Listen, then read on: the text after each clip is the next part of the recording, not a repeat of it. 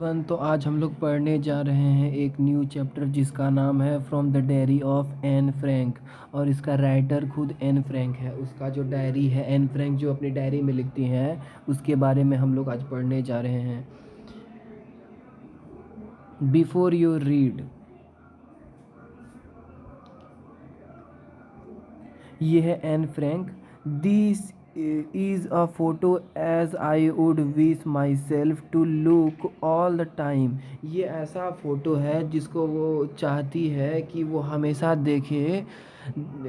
This is photo as I would wish myself, मैं ऐसा चाहूँगा कि to look all the time, मैं अपने फ़ोटो को हमेशा देखना चाहूँगा।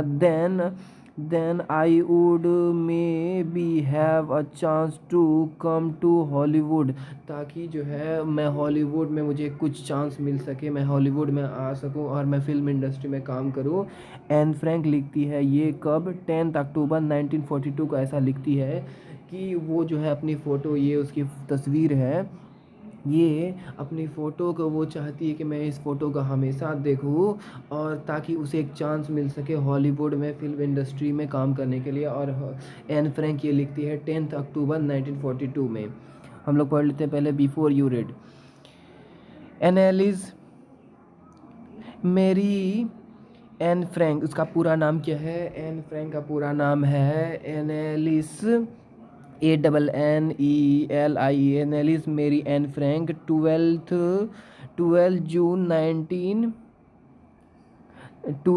1929 में उसका जन्म हुआ था। 12 जून 1929 में फरवरी और मार्च के टाइम पे, फरवरी मार्च के टाइम, और 1945 में उसका डेथ हो गया था। ठीक है, तो उसका जन्म हुआ था 12 जून 1929, उसका डेथ हुआ था फरवरी या मार्च 1945 में। वाज अ जर्मन, वो एक जर्मनी की रहने वाली थी, वो एक जर्मन थी, जर्मन गर्ल थी। बॉर्न जेविस गर्ल, अब जो है वो जेविस गर्ल थी। Who wrote while in hiding with her family, जो कि पेरेंट्स से छुप के वो लिखती थी। ठीक है, बॉन्ड जेविस गर्ल, वो एक जेविस गर्ल थी। Who wrote while in hiding with her family and four friends in Amsterdam during the German occupation of the Netherlands in the World war two. अब वो बताती है कि वर्ल्ड वार two के time पर वो क्या करती थी, लिखती थी। वो एक जेविस गर्ल थी जो कि वो लिखती थी। Who right while hiding with her parents, से फैमिली से छिपा करके, और फैमिली से, और फोर फ्रेंड्स जो उस एम्स्टर्डम में रहते थे उससे छिपा करके वो लिखती थी फैमिली से, और फोर जो फ्रेंड्स थे एम्स्टर्डम में उससे छिपा के लिखती थी। ड्यूरिंग द जर्मन ऑक्यूपेशन, जिस टाइम पे वर्ल्ड वार चल रहा था, जिस टाइम पे नीदरलैंड जो है जर्मनी पे ऑक्यूपाई कर लिया था, वर्ल्ड वार टू का टाइम था। तो उस टाइम का ये सब बात है कि जिस टाइम पे जो नीदरलैंड है वो जर्मन को ऑक्यूपाई कर दिया था वर्ल्ड वार टू में। हर family had moved to Amsterdam, उसकी जो फैमिली है वो एम्स्टर्डम में मूव्ड हो गई, चली गई। After the Netherlands, after the Nazis, अब नाजीज किसका कंट्री है? नाजीज है हिटलर का, जो वो कम्युनिटी है जिसको वो हेट करता है। नाजी को हिटलर बहुत ज़्यादा हेट करता है, तो वो बताते हैं कि इसलिए वो जो है एम्स्टर्डम में शिफ्ट हो गए थे। After the Nazis gained power, जब नाजी के पास पावर आया, जब नाजी रूल करने लगे, मतलब कि, तो उस टाइम पे जो है वो एम्स्टर्डम शिफ्ट हो गए इन जर्मनी में ही। बट वेयर ट्रैप्ड, वो जो है ट्रैप्ड हो गए German, but they were trapped when the Nazi occupation extended into the Netherlands. वो जो है ट्रैप्ड हो गए जब नाजी का जो ऑक्यूपेशन है, जो ऑब्सेशन है, जो वो मतलब कि नाजी का जो ऑक्यूपेशन है वो एक्सटेंड हो गया पूरा नीदरलैंड में। एम्स्टर्डम नीदरलैंड में है, तो वो लोग वहाँ से बच के, जर्मनी से बच के एम्स्टर्डम में पहुँचे, ताकि नाजीज़ का पावर गेन होने से पहले ही। लेकिन वहाँ भी नीदरलैंड में ही नाजी का पावर एक्सपेंसन हो गया, ऑक्यूपेशन हो गया वहाँ पे। तो फिर से वो लोग क्या हो गए, ट्रैप्ड हो गए वहीं पे। As persecution persecution against the Jewish population increase. अब क्या होता है कि as per persecutions against the Jewish power, जैसे ही परकुलेशन यानी कि पावर आया against the Jewish population increase हो गया, द फैमिली वेंट इनटू, जो फैमिली है वो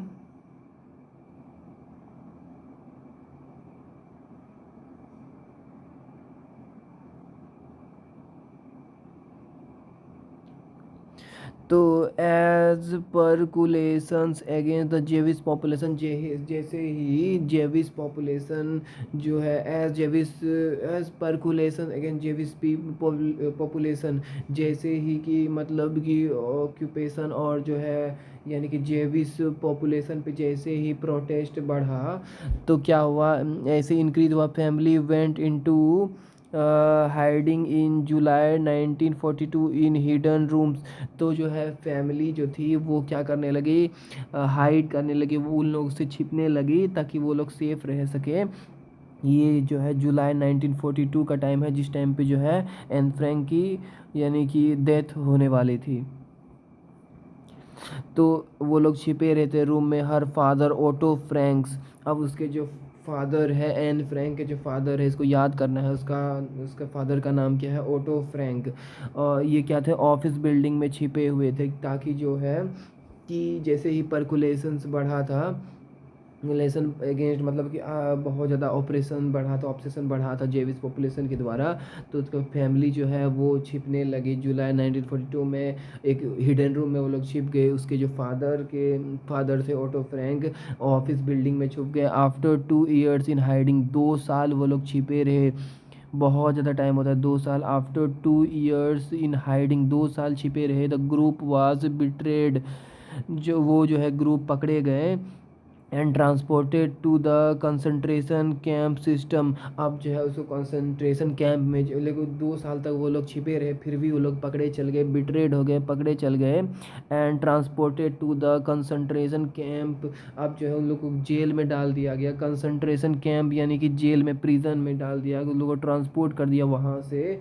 जो बिल्डिंग है ऑफिस बिल्डिंग से उन लोगों को कंसंट्रेशन कैंप में ट्रांसपोर्ट कर दिया। सिस्टम वेयर, अच्छा सिस्टम ऐसा ख़राब हो गया था, सिस्टम वेयर एंड डाइड, अब जो है ऑफ ट्रम मतलब कि जो एन है वो मर गई थी उस ऑब्सेशन में, उस जो मतलब कंसंट्रेशन कैंप में जो थी वो एन मर गई थी। एन डाइड, अब यही टाइम 1942 का जहाँ पे कि एन मर जाती है, यहाँ पे बताया गया 1945 में उसका डेथ हो जाता है। तो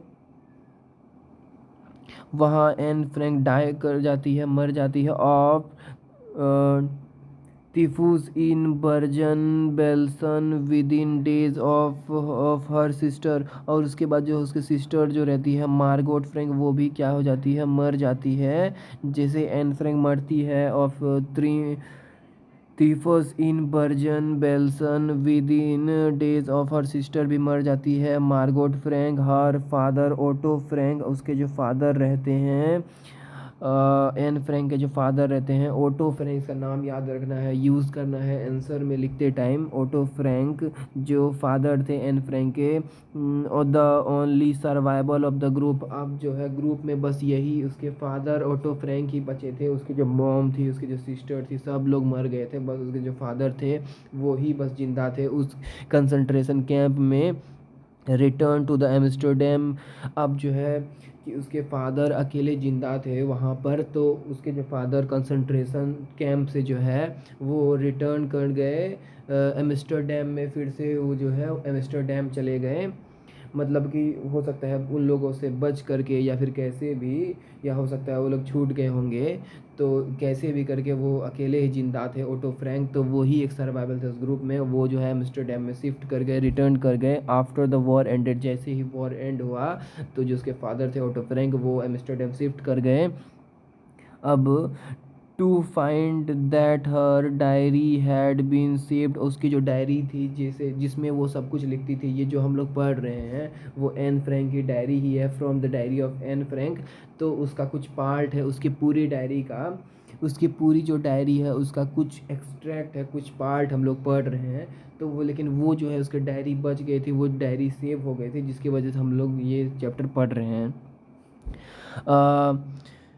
confided convinced that it was a unique record।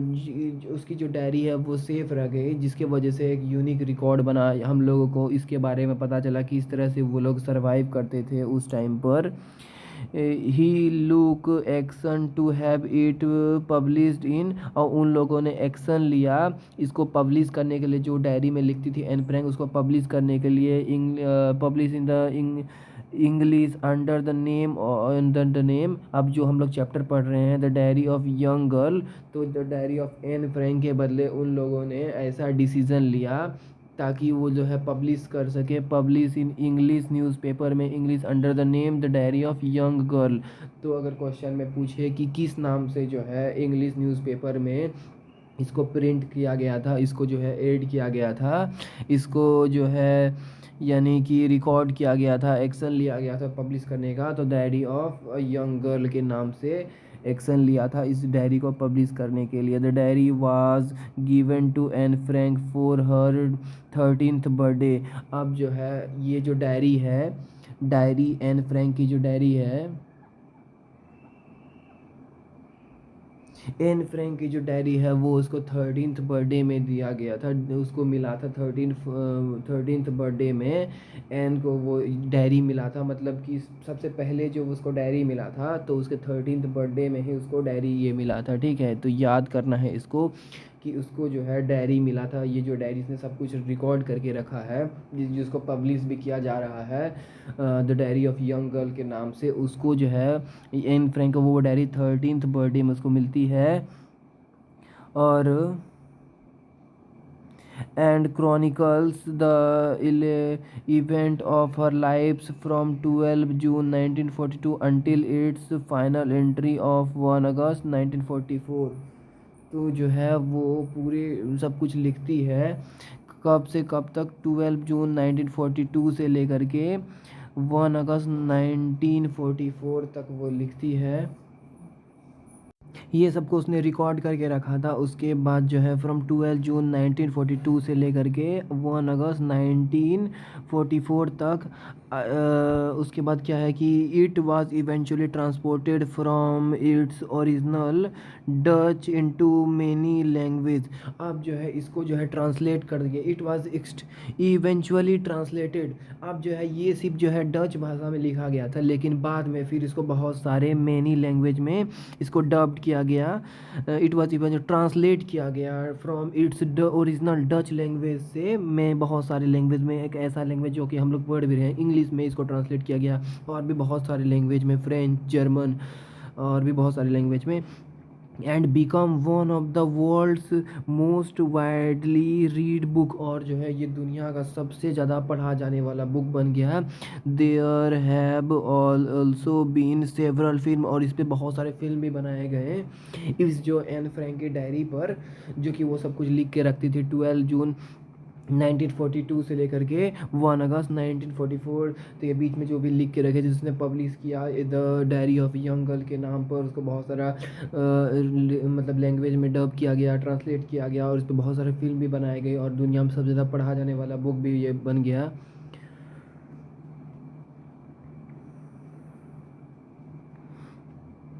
और जो है there have also been several film बनाए गए, टेलीविज़न शोज़ बनाए गए, थिएट्रिकल प्रोडक्शंस भी बनाए गए इस बुक के, मतलब जो एन फ्रैंक जो अपनी डायरी में लिखते थे उस बेसिस पर बहुत सारे फिल्म बनाए गए, टेलीविज़न सीरीज चलाए गए, थिएट्रिकल प्रोडक्शंस किए गए, and theatrical production, and even an opera भी इस पे गाए गए। ओपरा जो होता है सॉन्ग भी गाए गए based on the diary, diary में जो भी लिखा था उस बेसिस पे ये सब कुछ किया गया। Describe as the work of nature, ये क्या है, डिस्क्राइब नेचर का वर्क है। एंड इंसाइटफुल माइंड, ये इंसाइटफुल जो उसके दिमाग में थे वो उसे नोट करते थे, ये इंसाइटफुल माइंड है। और वर्क ऑफ नेचर है। The diary provides N intimate intimate extension of the diary from Nazis occupation. और ये एक जो है the diary provides N intimate examination of the diary, ये एग्जामिनेशन था, intimate examination under the Nazis occupation का ये एग्जामिनेशन था। Anne Frank has become one of the most, और जो है वो बहुत ही, जो एन फ्रैंक जो है वो वन ऑफ द मोस्ट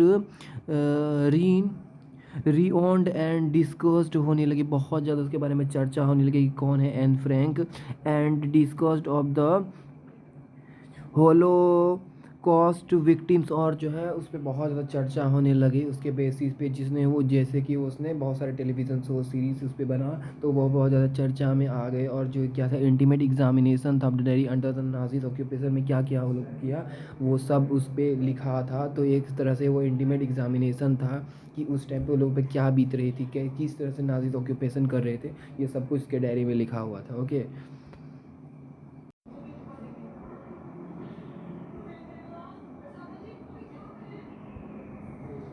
हम लोग आगे देखते हैं अब। Writing in a diary, writing in a diary is really strange. जो डायरी में लिखते हैं वो जो क्या होता है कि स्ट्रेंज होता है, strange experience for someone like me. तो डायरी में जो लिखना होता है वो रियली बहुत मतलब सच में स्ट्रेंज एक्सपीरियंस रहता है फॉर समवन लाइक मी, मेरे जैसे लोग के लिए। Not only because I have never written, ऐसा नहीं कि मैंने कभी लिखा नहीं है, इसका ये कारण नहीं है कि मैंने आज से पहले कभी लिखा नहीं है, एनीथिंग बिफोर, इससे पहले कुछ लिखा नहीं है, बट ऑल्सो इसका कारण ये भी है कि it seems to me that later on either on neither I nor anyone as will be interested in the musing of a 13-year-old school girl. कोई इंटरेस्टेड नहीं हो कि मेरे जैसा 13-year-old गर्ल का कोई डायरी पढ़ना, कोई बहुत ज़्यादा इंटरेस्टेड नहीं होगा। मेरे जैसा 13-year-old जो कि स्कूल गर्ल है उसका डायरी कोई क्यों ही पढ़ना चाहेगा। तो इसीलिए जो है writing in a diary is really strange experience है। इसका कारण ये नहीं है कि मैंने इससे पहले आज तक कभी कुछ लिखा नहीं है, और जो है इससे पहले मैंने कुछ लिखा नहीं, इसका कारण ये भी है कि 13-year-old स्कूल गर्ल का कोई डायरी क्यों ही पढ़ेगा। ओह वेल इट्स डजेंट मैटर, ये मैटर नहीं करता, अगर कोई अच्छा लिखा है तो उसका डायरी जो लोग ज़रूर ही पढ़ेगा। आई फील लाइक राइटिंग, मुझे लिखना बहुत ज़्यादा पसंद है। And I have an even greater need to go all kinds of things off my chest, और मैं जो हूँ वो क्या करना चाहता हूँ, I have an even greater need, मुझे to get all kinds of thing, मुझे बहुत सारे चीज़ को लिखना बहुत ज़्यादा पसंद है, ऑफ माई चेस्ट, यानी कि मुझे लिखना बहुत ज़्यादा पसंद है कि मुझे अलग अलग थिंग्स के बारे में लिखना बहुत ज़्यादा पसंद है। Paper has more patience than people, अब ये लाइन बहुत ज़्यादा इंपॉर्टेंट है, इसको यूज़ करना है क्वेश्चन आंसर राइटिंग में कि paper has more patience than word, paper के पास ज़्यादा पेशेंस रहता है एज़ कम्पेयर टू पीपल, क्योंकि पीपल जो है बहुत ज़्यादा उसके पास रेस्टलेस होता है, उसका दिमाग जो है बार बार चेंज होता रहता है, उसके पास पेशेंस नहीं है, वो सुनना नहीं चाहता है। लेकिन जो है पेपर में हम कितना भी कुछ लिखते हैं अपने पीपल को क्या होता है, हम कुछ बात बताते हैं तो वो जाके किसी और को बता देता है, लेकिन अगर हम पेपर में वही चीज़ लिखें तो वो क्या होता है, सीक्रेट ही रहता है। तो इसीलिए पीपल कभी कुछ ज़्यादा सुनना नहीं चाहता है, तो इसीलिए वो बोलती है कि paper has more patience, paper के पास ज़्यादा पेशेंस रहता है than people. I thought of this saying, मैं जो है मैं ये सोचता हूँ of this saying on one of those day when I was feeling a little depressed, मैं ऐसा इसलिए बोल रहा हूँ कि मैं बहुत ज़्यादा डिप्रेस्ड हूँ, इसीलिए मैं ऐसा बोल रहा हूँ। Feeling little depressed and was sitting at home, मैं घर में क्या हूँ बैठा हूँ, with my chain in my hand, और मेरे हाथ में क्या है, चेन है, मैं घर में बैठा हुआ हूँ अकेले, डिप्रेस्ड हूँ और मैं ये सब सोच रहा हूँ मैं ये सब बता रहा हूँ कि जो है मैं उदास हूँ, तो मैं पीपल को तो बता नहीं सकता, क्योंकि हो सकता है वो दूसरे पीपल को बता दे, इसीलिए मैं अपने डायरी में ये सब लिखती हूँ, ताकि जो है पीपल तो किसी को बता सकते हैं, लेकिन जो है मेरी डायरी, मेरा जो पेपर है वो किसी को कुछ भी नहीं बताएगा, मेरा जो बात है वो सीक्रेट रहेगा। और मैं बहुत ज़्यादा डिप्रेस्ड हूँ, मैं अपने घर में बैठी हूँ, मेरे हाथ में जो है with my chain in my hand, मेरे हाथ में चेन है, board and listless. Board and listless क्या होता है कि बोर हो रहा हूँ, और जो लिस्टलेस है वो उतना ज़्यादा एनर्जी नहीं है मेरे शरीर में, कि मतलब वीकनेस फील हो रहा है, with no energy for interest, ऐसा कुछ भी मेरे पास इंटरेस्टिंग करने के लिए कुछ नहीं है। तो मैं जो अपना हाथ में छीन लिए और बैठा हूँ, बोर हो रहा हूँ, मेरे पास ज़्यादा एनर्जी की कमी हो रही है, ऐसा लग रहा है कि मतलब किसी चीज़ में इंटरेस्ट ही नहीं है। वॉन्डरिंग वेदर टू से इन और गो आउट, मुझे मतलब कि कन्फ्यूज़न हो रहा है कि घर से बाहर जाऊं या फिर घर में ही रहूं। I finally stayed where I was, मैं जो हूँ वहीं रह गया जहां मैं पहले था, यानी कि अकेले उस रूम में ही रह गया, उस घर में ही रह गया। मुझे कन्फ्यूज़न हो रहा था कि मैं बाहर जाऊं या घर में रहूं, तो मैंने फाइनली डिसाइड किया कि मैं घर में ही रहूँगा जहाँ पे मैं था। Brooding, yes paper does have more patience, और मुझे ऐसा लगता है कि हाँ सच में जो है पेपर के पास मोर पेशेंस है than people. Paper does have more patience and since I am not planning to get anyone else read, और मैं किसी को अपना जो है ये पेपर ये पढ़ने नहीं दूंगा डायरी। तो बता रही है कि and since I am not planning to let anyone, मैं ऐसा प्लान भी नहीं कर रही कि मैं किसी और को अपना डायरी पढ़ने दूंगी।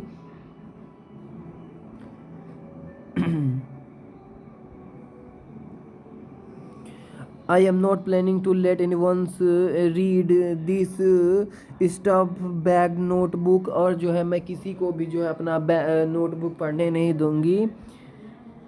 Grandly refer to as a diary, और मैं अपना डायरी किसी को भी पढ़ने नहीं दूंगी। Unless I should ईवर find a real friend, और वो बोलती है कि मैं अपना रियल फ्रेंड को ही बस ये पढ़ने दूंगी जो कि मेरा रियल फ्रेंड होगा। It probably want make a bit of difference, जो कि बाकी रियल फ्रेंड में और बाकी फ्रेंड में जगह बहुत ज़्यादा डिफरेंस नहीं होता है, लेकिन अगर मुझे पढ़ने देना हुआ तो मैं अपने बेस्ट फ्रेंड रियल फ्रेंड को ही पढ़ने दूंगी। It probably want make a bit of difference, जो कि बाकी सारे लोग में और मेरे रियल फ्रेंड में जो कि डिफरेंस है, तो मैं बस वो रियल फ्रेंड को ही, अगर मुझे देना पड़ा अपना डायरी दिखाने पड़ा फ्रेंड को, तो मैं अपना रियल फ्रेंड को ही दिखाऊंगी और किसी को भी नहीं दिखाऊंगी और किसी को भी नहीं पढ़ने दूंगी। Now I am back to the point, अब मैं पॉइंट पे आ रहा हूँ जो कि इम्पोर्टेंट है। That promoted me to keep a diary in first place, जो कि मुझे प्रमोट किया है डायरी फर्स्ट प्लेस पे रखने के लिए। आई डोंट हैव फ्रेंड, मेरे पास कोई फ्रेंड नहीं है, इसीलिए मैं अब आ चुकी हूँ मेन पॉइंट पर, जो कि मेरे पास कोई फ्रेंड नहीं है, इसीलिए जो है मैं डायरी को फर्स्ट प्लेस पे रखती हूँ। तो promoted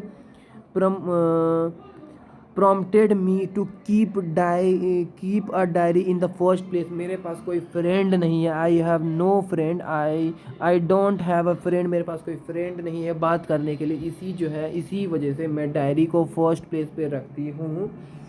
let me put it more clearly, मुझे और भी अच्छे से बताना हुआ तो since no one will believe that a 13-year-old girl is completely alone in the world, कोई मेरे बात पे विश्वास ही नहीं करेगा कि 13-year-old गर्ल, मैं जो हूँ 13-year-old गर्ल हूँ, एक स्कूल गर्ल हूँ, वो कम्प्लीटली क्या है, एलोन इन द वर्ल्ड, पूरे वर्ल्ड में वो क्या है, अकेली है। कोई इस बात का बिलीव ही नहीं करेगा। Since no one will believe, कोई भी इस बात पे विश्वास ही नहीं करेगा कि मैं 13-year-old हूँ और मेरा कोई फ्रेंड ही नहीं है, मैं इस दुनिया में अकेली हूँ। इसीलिए जो है मैं डायरी लिखती हूँ, मैं अपनी भावनाओं को प्रस्तुत करती हूँ, अपने जो है फीलिंग को मैं बयां करती हूँ डायरी में लिख करके। मेरा मन हल्का होता है और मुझे बोरिंग और लो एनर्जी फील होने से जो है बचाता है, इसीलिए मैं डायरी लिखती हूँ। And I am not, I have loving parents. और ऐसा नहीं है कि मेरे पास इस दुनिया में कोई नहीं है, मैं पूरी अकेली हूँ। मेरे पास जो है प्यार करने वाले पेरेंट्स हैं। एंड 16 ईयर ओल्ड सिस्टर, मेरी एक सिस्टर है जो कि 16 year.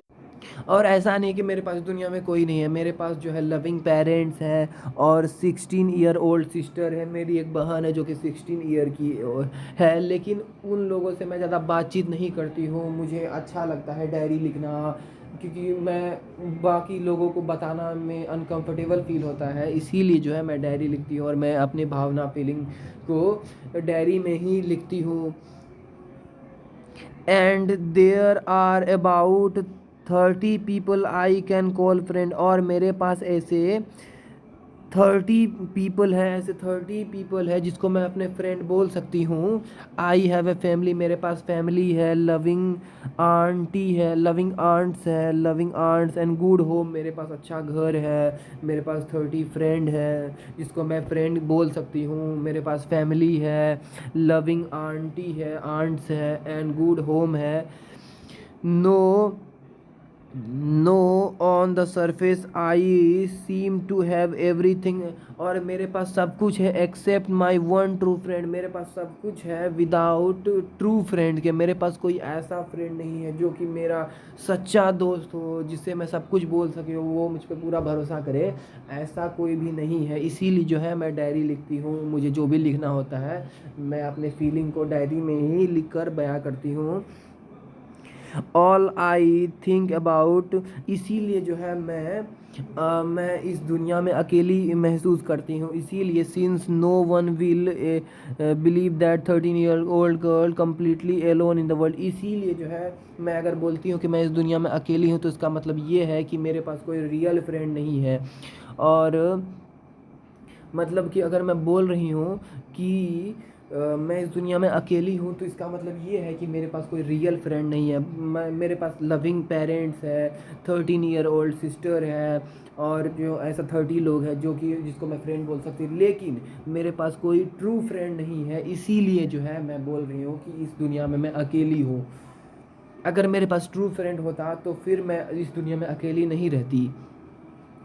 All I think about, मैं इस बारे में सोच रहा हूँ। All I think about when I am with friends is having अ, अगर मेरे पास फ्रेंड होता, एक ट्रू फ्रेंड होता तो मैं उसके साथ अच्छा टाइम बिताती।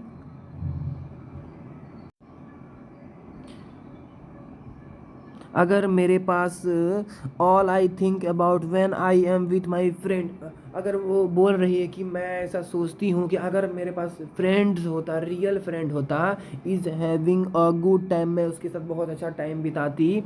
I can't bring myself to talk about anything, मैं उसके पास कुछ भी जाके बोल सकती थी, मैं अपने सब कुछ बता सकती थी उसको, क्योंकि वो मुझ पर बहुत ज़्यादा भरोसा करता और वो किसी को ये मेरा बात किसी को बताता नहीं। तो मैं उसके साथ जो मेरे पास अगर ट्रू फ्रेंड होता, यहाँ फ्रेंड्स का मतलब है ट्रू फ्रेंड्स अगर होता, तो मैं उसके साथ बहुत अच्छा टाइम बिताती। और I can bring myself और to talk about anything, मैं उसके साथ कुछ भी जो है डिस्कस कर सकती थी, मैं उसे कुछ भी बता सकती थी जो मेरे मन में है, जो मेरे दिमाग में है, जो मेरे दिल में है, अपने सारा फीलिंग जो है अपने ट्रू फ्रेंड को बता सकती थी। वो मुझ पर जज भी नहीं करेगा, वो मुझ पर विश्वास करेगा, मेरे कंडीशन को समझेगा, तो मुझे सपोर्ट करेगा। तो ये ऐसा फ्रेंड मैं सोच रही हूँ कि मैं ऐसा फ्रेंड मेरे पास होता तो इस दुनिया में मैं अकेली नहीं होती। उसको जो है मैं कुछ भी बता सकती थी। I can bring myself to talk about anything but ordinary everything, but ordinary everything, सब कुछ मैं उसके साथ जो है बता सकती थी। वो मुझ पर जज नहीं करता, वो मुझे मतलब कि नहीं देखता बुरे नज़र से, वो ऐसा नहीं सोचता कि मैं पागल हूँ या कि अब बकवास कर रही हूँ। तो वो जो है मुझ पर विश्वास करता, ऐसा फ्रेंड मैं सोच रही हूँ। We don't seem to be able to get any closer, और ऐसा मेरे पास और कोई क्लोज़ फ्रेंड नहीं है जिसको मैं ये सब बता पाती। एंड दैट्स द प्रॉब्लम, और यही प्रॉब्लम है कि मैं डायरी लिखती हूँ, मैं किसी से बात नहीं करती, अपने फीलिंग नहीं बताती और मुझको किसी पे और भरोसा नहीं, इसीलिए मैं अपने फीलिंग को अभी जो है डायरी में लिख के बताती हूँ, डायरी में ही लिखती हूँ। May be it's my fault, और ऐसा हो सकता है कि मेरी ही गलती हो कि मेरे पास कोई रियल फ्रेंड नहीं है, इसमें मेरा ही गलती हो सकता है। Maybe it's my fault, हो सकता है कि ये मेरी ही गलती हो। That we don't confide in each other और इसीलिए हो सकता है कि जो है confide to tell personal things privately to a person that one trust. Confine का मतलब होता है कि ट्रू फ्रेंड, जो कि जो है अपना personal, to tell personal things, जो कि वो प्राइवेट रख सके।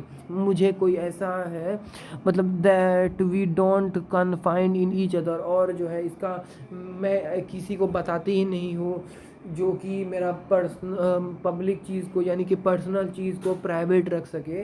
और हो सकता है ये मेरी ही गलती हो कि मैंने ऐसा फ्रेंड बनाया है ना, मैंने किसी पे विश्वास नहीं किया। हो सकता है कि कुछ लोग मैं बताती तो वो मुझ पे विश्वास करता और मेरा ट्रू फ्रेंड बनता, लेकिन मैंने, इसमें मेरा ही गलती है कि मैंने किसी पे भरोसा ही नहीं किया, मैं किसी का रियल फ्रेंड बन ही नहीं पाई, जो कि मेरा जो है पर्सनल चीज़ को वो प्राइवेट रख पाती। in any case that's just how things are, and unfortunately they are not able to change, और ऐसा चेंज अब हो भी नहीं सकता है कि लाइबल टू चेंज, अब मैं जैसी हूँ वैसी ही रहूँगी। और मुझे जो है, मुझे पता नहीं मुझे रियल फ्रेंड मिलेगा कि नहीं, मैं अपने आप को चेंज नहीं कर सकती, मैं ऐसे ही ठीक हूँ। This is why I have started the diary, और मुझे अब चेंज भी नहीं करना है कि मैं फ्रेंड को ढूंढने जाऊंगी मुझे रियल फ्रेंड मिले।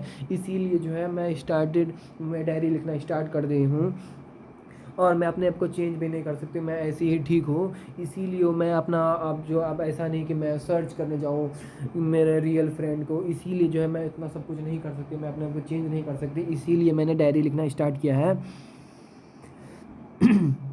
To enhance the imagine of this long awaited friend in my imagination, और मैं ऐसा फ्रेंड को इमेजिन कर रही हूँ जो कि मेरा प्राइवेट चीज़ को, जो है पर्सनल चीज़ को प्राइवेट रख सके। To enhance the imagine of this long awaited friend, मैं ऐसा अपने फ्रेंड के बारे में सोच रही हूँ, ऐसा इमेजिन कर रही हूँ कि मेरे पास रियल फ्रेंड में क्या क्या क्वालिटी होती, कि वो मेरे जो है वो मुझ पर जज नहीं करता, वो मुझ पर पूरा भरोसा करता, मेरे जो है पर्सनल थिंग्स को वो जो प्राइवेट रखता है, मेरे पर्सनल बात को जो है वो प्राइवेट रखता है, किसी से शेयर नहीं करता। और जब मैं इतना कुछ सोच रही हूँ इन माई इमेजिनेशन, जो है मैं ऐसे कर रही हूँ लॉन्ग अवेटेड फ्रेंड, जिसको मैं अभी, मतलब कि मुझे वेट है ऐसा फ्रेंड का, तो मैं ऐसा जो इमेजिन कर रही हूँ, don't want to jot down, मैं जो है नहीं करना चाहती। The fact is in this diary the way most people would go, और बहुत सारे पीपल क्या करते हैं कि वो बता देते हैं दूसरे को, जो है दूसरे की बातों को वो लीक कर देते हैं, किसी और को बता देते हैं। तो वो बोलती है कि I don't want to jot down the fact in this diary we the way most people would do, but I want the diary to be my friend, और मैं जो है अपना डायरी को अपना फ्रेंड मानती हूँ, मैं अपने डायरी को अपना बेस्ट फ्रेंड, रियल फ्रेंड मानती हूँ।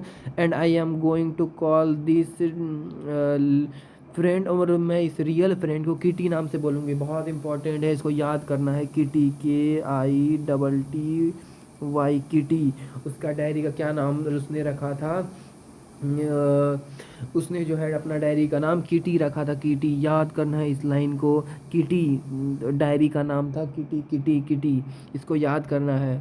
और वो जो है डायरी को ही अपना बेस्ट फ्रेंड मानती है, और जो सब कुछ जो है अपना डायरी में ही लिखती है। उसने जो बताया कि बहुत सारे पीपल हो सकते हैं कि किसी को बता दे, लेकिन जो मेरी डायरी है वो किसी को भी नहीं बताई, इसीलिए जो है मैं अपने डायरी को ही अपना रियल फ्रेंड मानती हूँ, और इसका नाम मैं रखने जा रही हूँ Kitty, KITTY। Okay, oral comprehension check, अब देख लेते हैं, यहाँ पे कुछ क्वेश्चन दिया हुआ है।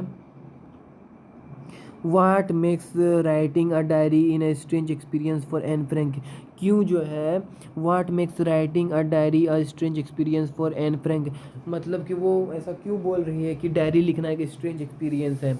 डायरी लिखना इसलिए स्ट्रेंज एक्सपीरियंस है क्योंकि कोई भी 13 ईयर ओल्ड स्कूल गर्ल का कोई डायरी क्यों ही पढ़ना चाहेगा, इसीलिए जो है वो सोच रही है कि डायरी लिखना एक स्ट्रेंज एक्सपीरियंस है। वो बताती है कि ऐसा नहीं है कि मुझे जो है एक स्ट्रेंज एक्सपीरियंस इसलिए आ रहा है क्योंकि मैंने आज तक कभी डायरी लिखी नहीं है, बल्कि इसलिए क्योंकि लोगों को क्या ही इंटरेस्ट होगा मेरी 13 year old girl school girl की डायरी पढ़ने में। इसीलिए जो है राइटिंग यानी कि writing in a diary is a strange experience for me. वो बताती है कि कोई क्यों ही 13 ईयर ओल्ड स्कूल गर्ल की डायरी पढ़ना चाहेगा, इसीलिए जो है वो बोलती है डायरी लिखना एक स्ट्रेंज एक्सपीरियंस है। Why does Anne Frank want to keep a diary, क्यों वो डायरी रखना चाहती, क्योंकि उसके पास कोई रियल फ्रेंड नहीं है जिसको वो अपनी हर बात बता सके, जो उसके पर्सनल बात को प्राइवेट रख सके। ऐसा कोई रियल फ्रेंड नहीं है। वो अपने आप को जो है इस पूरे दुनिया में अकेली मानती है, एलोन इन द वर्ल्ड। ऐसा नहीं है कि उसके पास कोई पेरेंट्स, उसके पास कोई फ्रेंड नहीं है, ऐसे उसके पास लविंग पेरेंट्स है, उसके पास जो है 16 ईयर ओल्ड सिस्टर है, और ऐसा 30 फ्रेंड है जिसको वो फ्रेंड बोल सकती है। लेकिन उसके पास कोई रियल फ्रेंड नहीं है जिससे अपनी सारी बात वो कर सके, वो बिना उसे अपनी उसको कि कोई जज करे, उसके फ्रेंड जज करे, ऐसा नहीं है। इसीलिए जो है अपने डायरी को ही अपना वो रियल फ्रेंड मानती है। उसको जो है डायरी को ही वो किटी बोलती है, उसको प्यार से जो है उसका नाम किटी रखी है, इसलिए वो जो है डायरी रखती है। इसीलिए उसने डायरी लिखना स्टार्ट किया क्योंकि उसके पास कोई रियल फ्रेंड नहीं है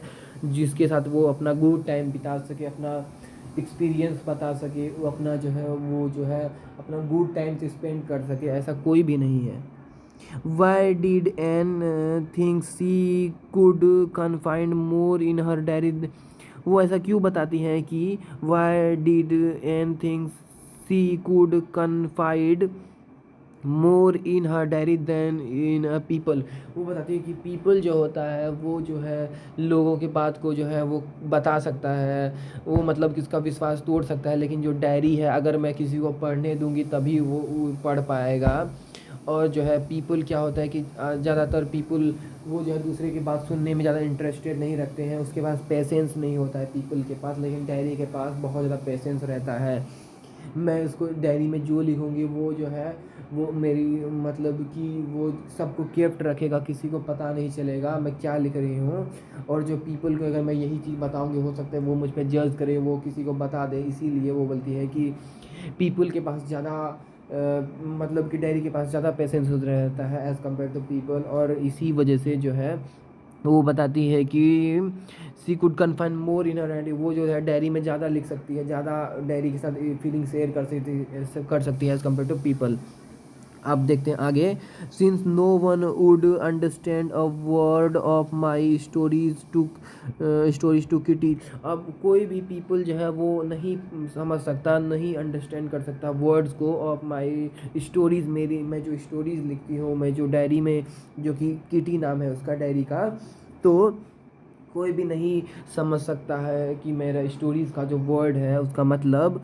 to Kitty, if I were to plunge right in I would better provide a brief sketch of my life. तो वो बताती है कि if I were to plunge right, अगर मुझे कुछ राइट लिखना हुआ तो मैं जो हूँ I had better provide a brief sketch of my life, मैं जो हूँ अपने ही बारे में लोगों को बताऊँगी कि मैं किस टाइप की लड़की हूँ, मैं क्या करती हूँ, मैं कैसी हूँ, तो मैं अपने बारे में ही बताऊँगा। Much as I dislike doing this, लेकिन मुझे जो है अपने बारे में लिखना कुछ ज़्यादा पसंद नहीं है, मैं इसको बिल्कुल भी पसंद नहीं करती हूँ। माई फादर, अब उसका फादर का नाम क्या था? ओटो फ्रैंक, इसको याद करना है, ओटो OTT हो, ओटो फ्रैंक उसके जो है फादर का नाम होता है, एन फ्रैंक का। The my father the most adorable father, वो बोलते हैं कि मेरे फादर जो है बहुत अच्छे फादर हैं, एडोरेबल फादर है यानी कि बहुत ज़्यादा अच्छे हैं। आई हैव ईवर सीन, मैंने बहुत बार देखा कि वो बहुत अच्छे आदमी हैं। डिडंट मेरी माई मदर अनटिल, उसने जो है मेरी मॉम से, मेरी जो मदर है, डिडंट मेरी my mom until he was 36, and वो मेरी मॉम से उसने तब तक शादी नहीं की थी जब तक वो जो है 36 की नहीं हो जाती।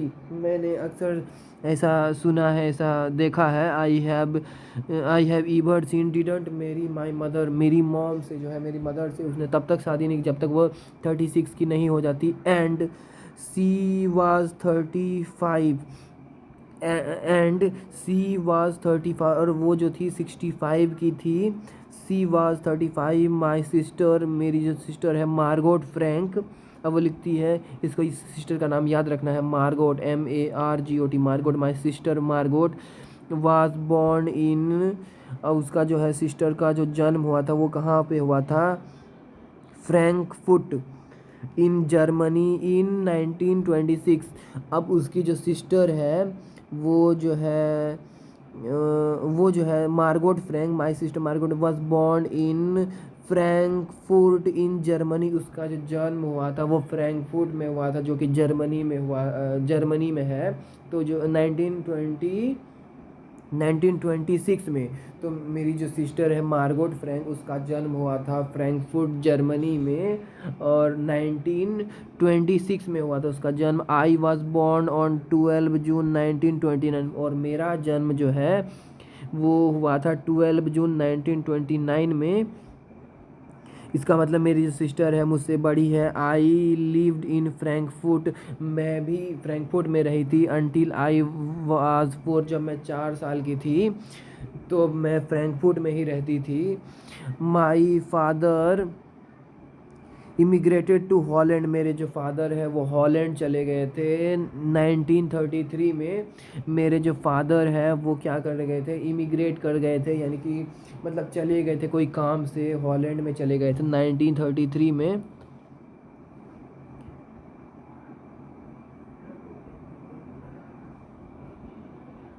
मेरी जो मदर है, my mom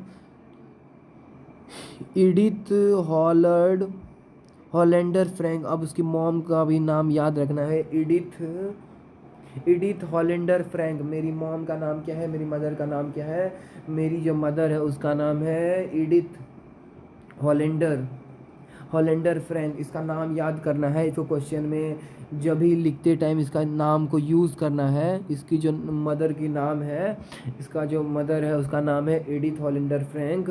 want went with him to Holland, और जो है मेरे फादर के साथ मेरी जो मदर है एडिथ हॉलैंडर फ्रैंक वो भी कहाँ चली गई, हॉलैंड चली गई सितंबर में, in September. While Margot and I were sent to Aachen, और मेरी जो बहन है और मैं हूँ, हम दोनों को एचएन में मतलब भेज दिया गया, Aachen to stay with our grandmother. तो मैं, while Margot and I were send एचर एचएन। अब वो बताती है कि जो उसका जो फादर है वो 1933 में कहाँ चले गया, उसका जो है उसका फादर इमिग्रेटेड टू हॉलैंड। अब जो है ऑटो फ्रैंक, जो एन फ्रैंक की जो फादर है वो हॉलैंड शिफ्ट हो गए 1933 में। तो उसकी जो मदर है एडिथ हॉलैंडर फ्रैंक वो भी चली गई हॉलैंड में ही, वो भी चली गई सितंबर में। और मैं एन फ्रैंक और जो है मार्गोट को जो है वो एंचर में शिफ्ट कर दिया, गया, जहाँ पे मेरी जो ग्रैंड मदर के घर में, जहाँ मेरी ग्रैंड मदर रहती थी, मुझे वहाँ शिफ्ट कर दिया गया। मार्गोट और मुझे एंक फ्रैंक को एचएन में शिफ्ट कर दिया गया, जहाँ मेरी ग्रैंड मदर का घर था। मार्गोट वेंट टू हॉलैंड, अब मार्गोट भी जो है वो हॉलैंड चली गई। Margot Margot went to Holland in December, और उसके बाद सितंबर में तो मेरी मॉम गई थी, फिर जो है मार्गोट भी दिसंबर में हॉलैंड चल गया। एंड आई फॉलोड इन फरवरी, और जो है मैं अगले मंथ 1934 में, मैं भी जो है जनवरी के टाइम पे मैं भी हॉलैंड शिफ्ट हो गई। और वो बताती है कि and I followed in February when I was plunk down on the table as a birthday present for Margot. और जो मार्गोट का जो बर्थडे था जनवरी में, उसके वजह से मैं भी जो है हॉलैंड में चली गई। मैं भी हॉलैंड चली गई फरवरी में, क्योंकि उस फरवरी के टाइम पर ही मार्गोट का बर्थडे था। तो एंड आई फॉलोड इन फरवरी में मैं भी चली गई। When I was plunk down on the table as a birthday present for Margot, क्योंकि मुझे जो है मार्गोट के लिए बर्थडे प्रेजेंट करना था, इसीलिए मैं भी चली गई। मैं भी प्लेइंग डाउन का मतलब होता है an informal word put down in a casual way, जो कि कैजुअली हम लोग बोलते हैं कि when I playing down on the table, की मतलब हम लोग ऐसे रखते हैं कैजुअली वे में टेबल पर बर्थडे विश करने के लिए, बर्थडे प्रेजेंट करने के लिए मार्गोट का। इसलिए मैं भी वहाँ जो है हॉलैंड शिफ्ट हो गई थी। मैं भी हॉलैंड चली गई 1934 के जनवरी में। I started right way I started right away at the Montessori nursery,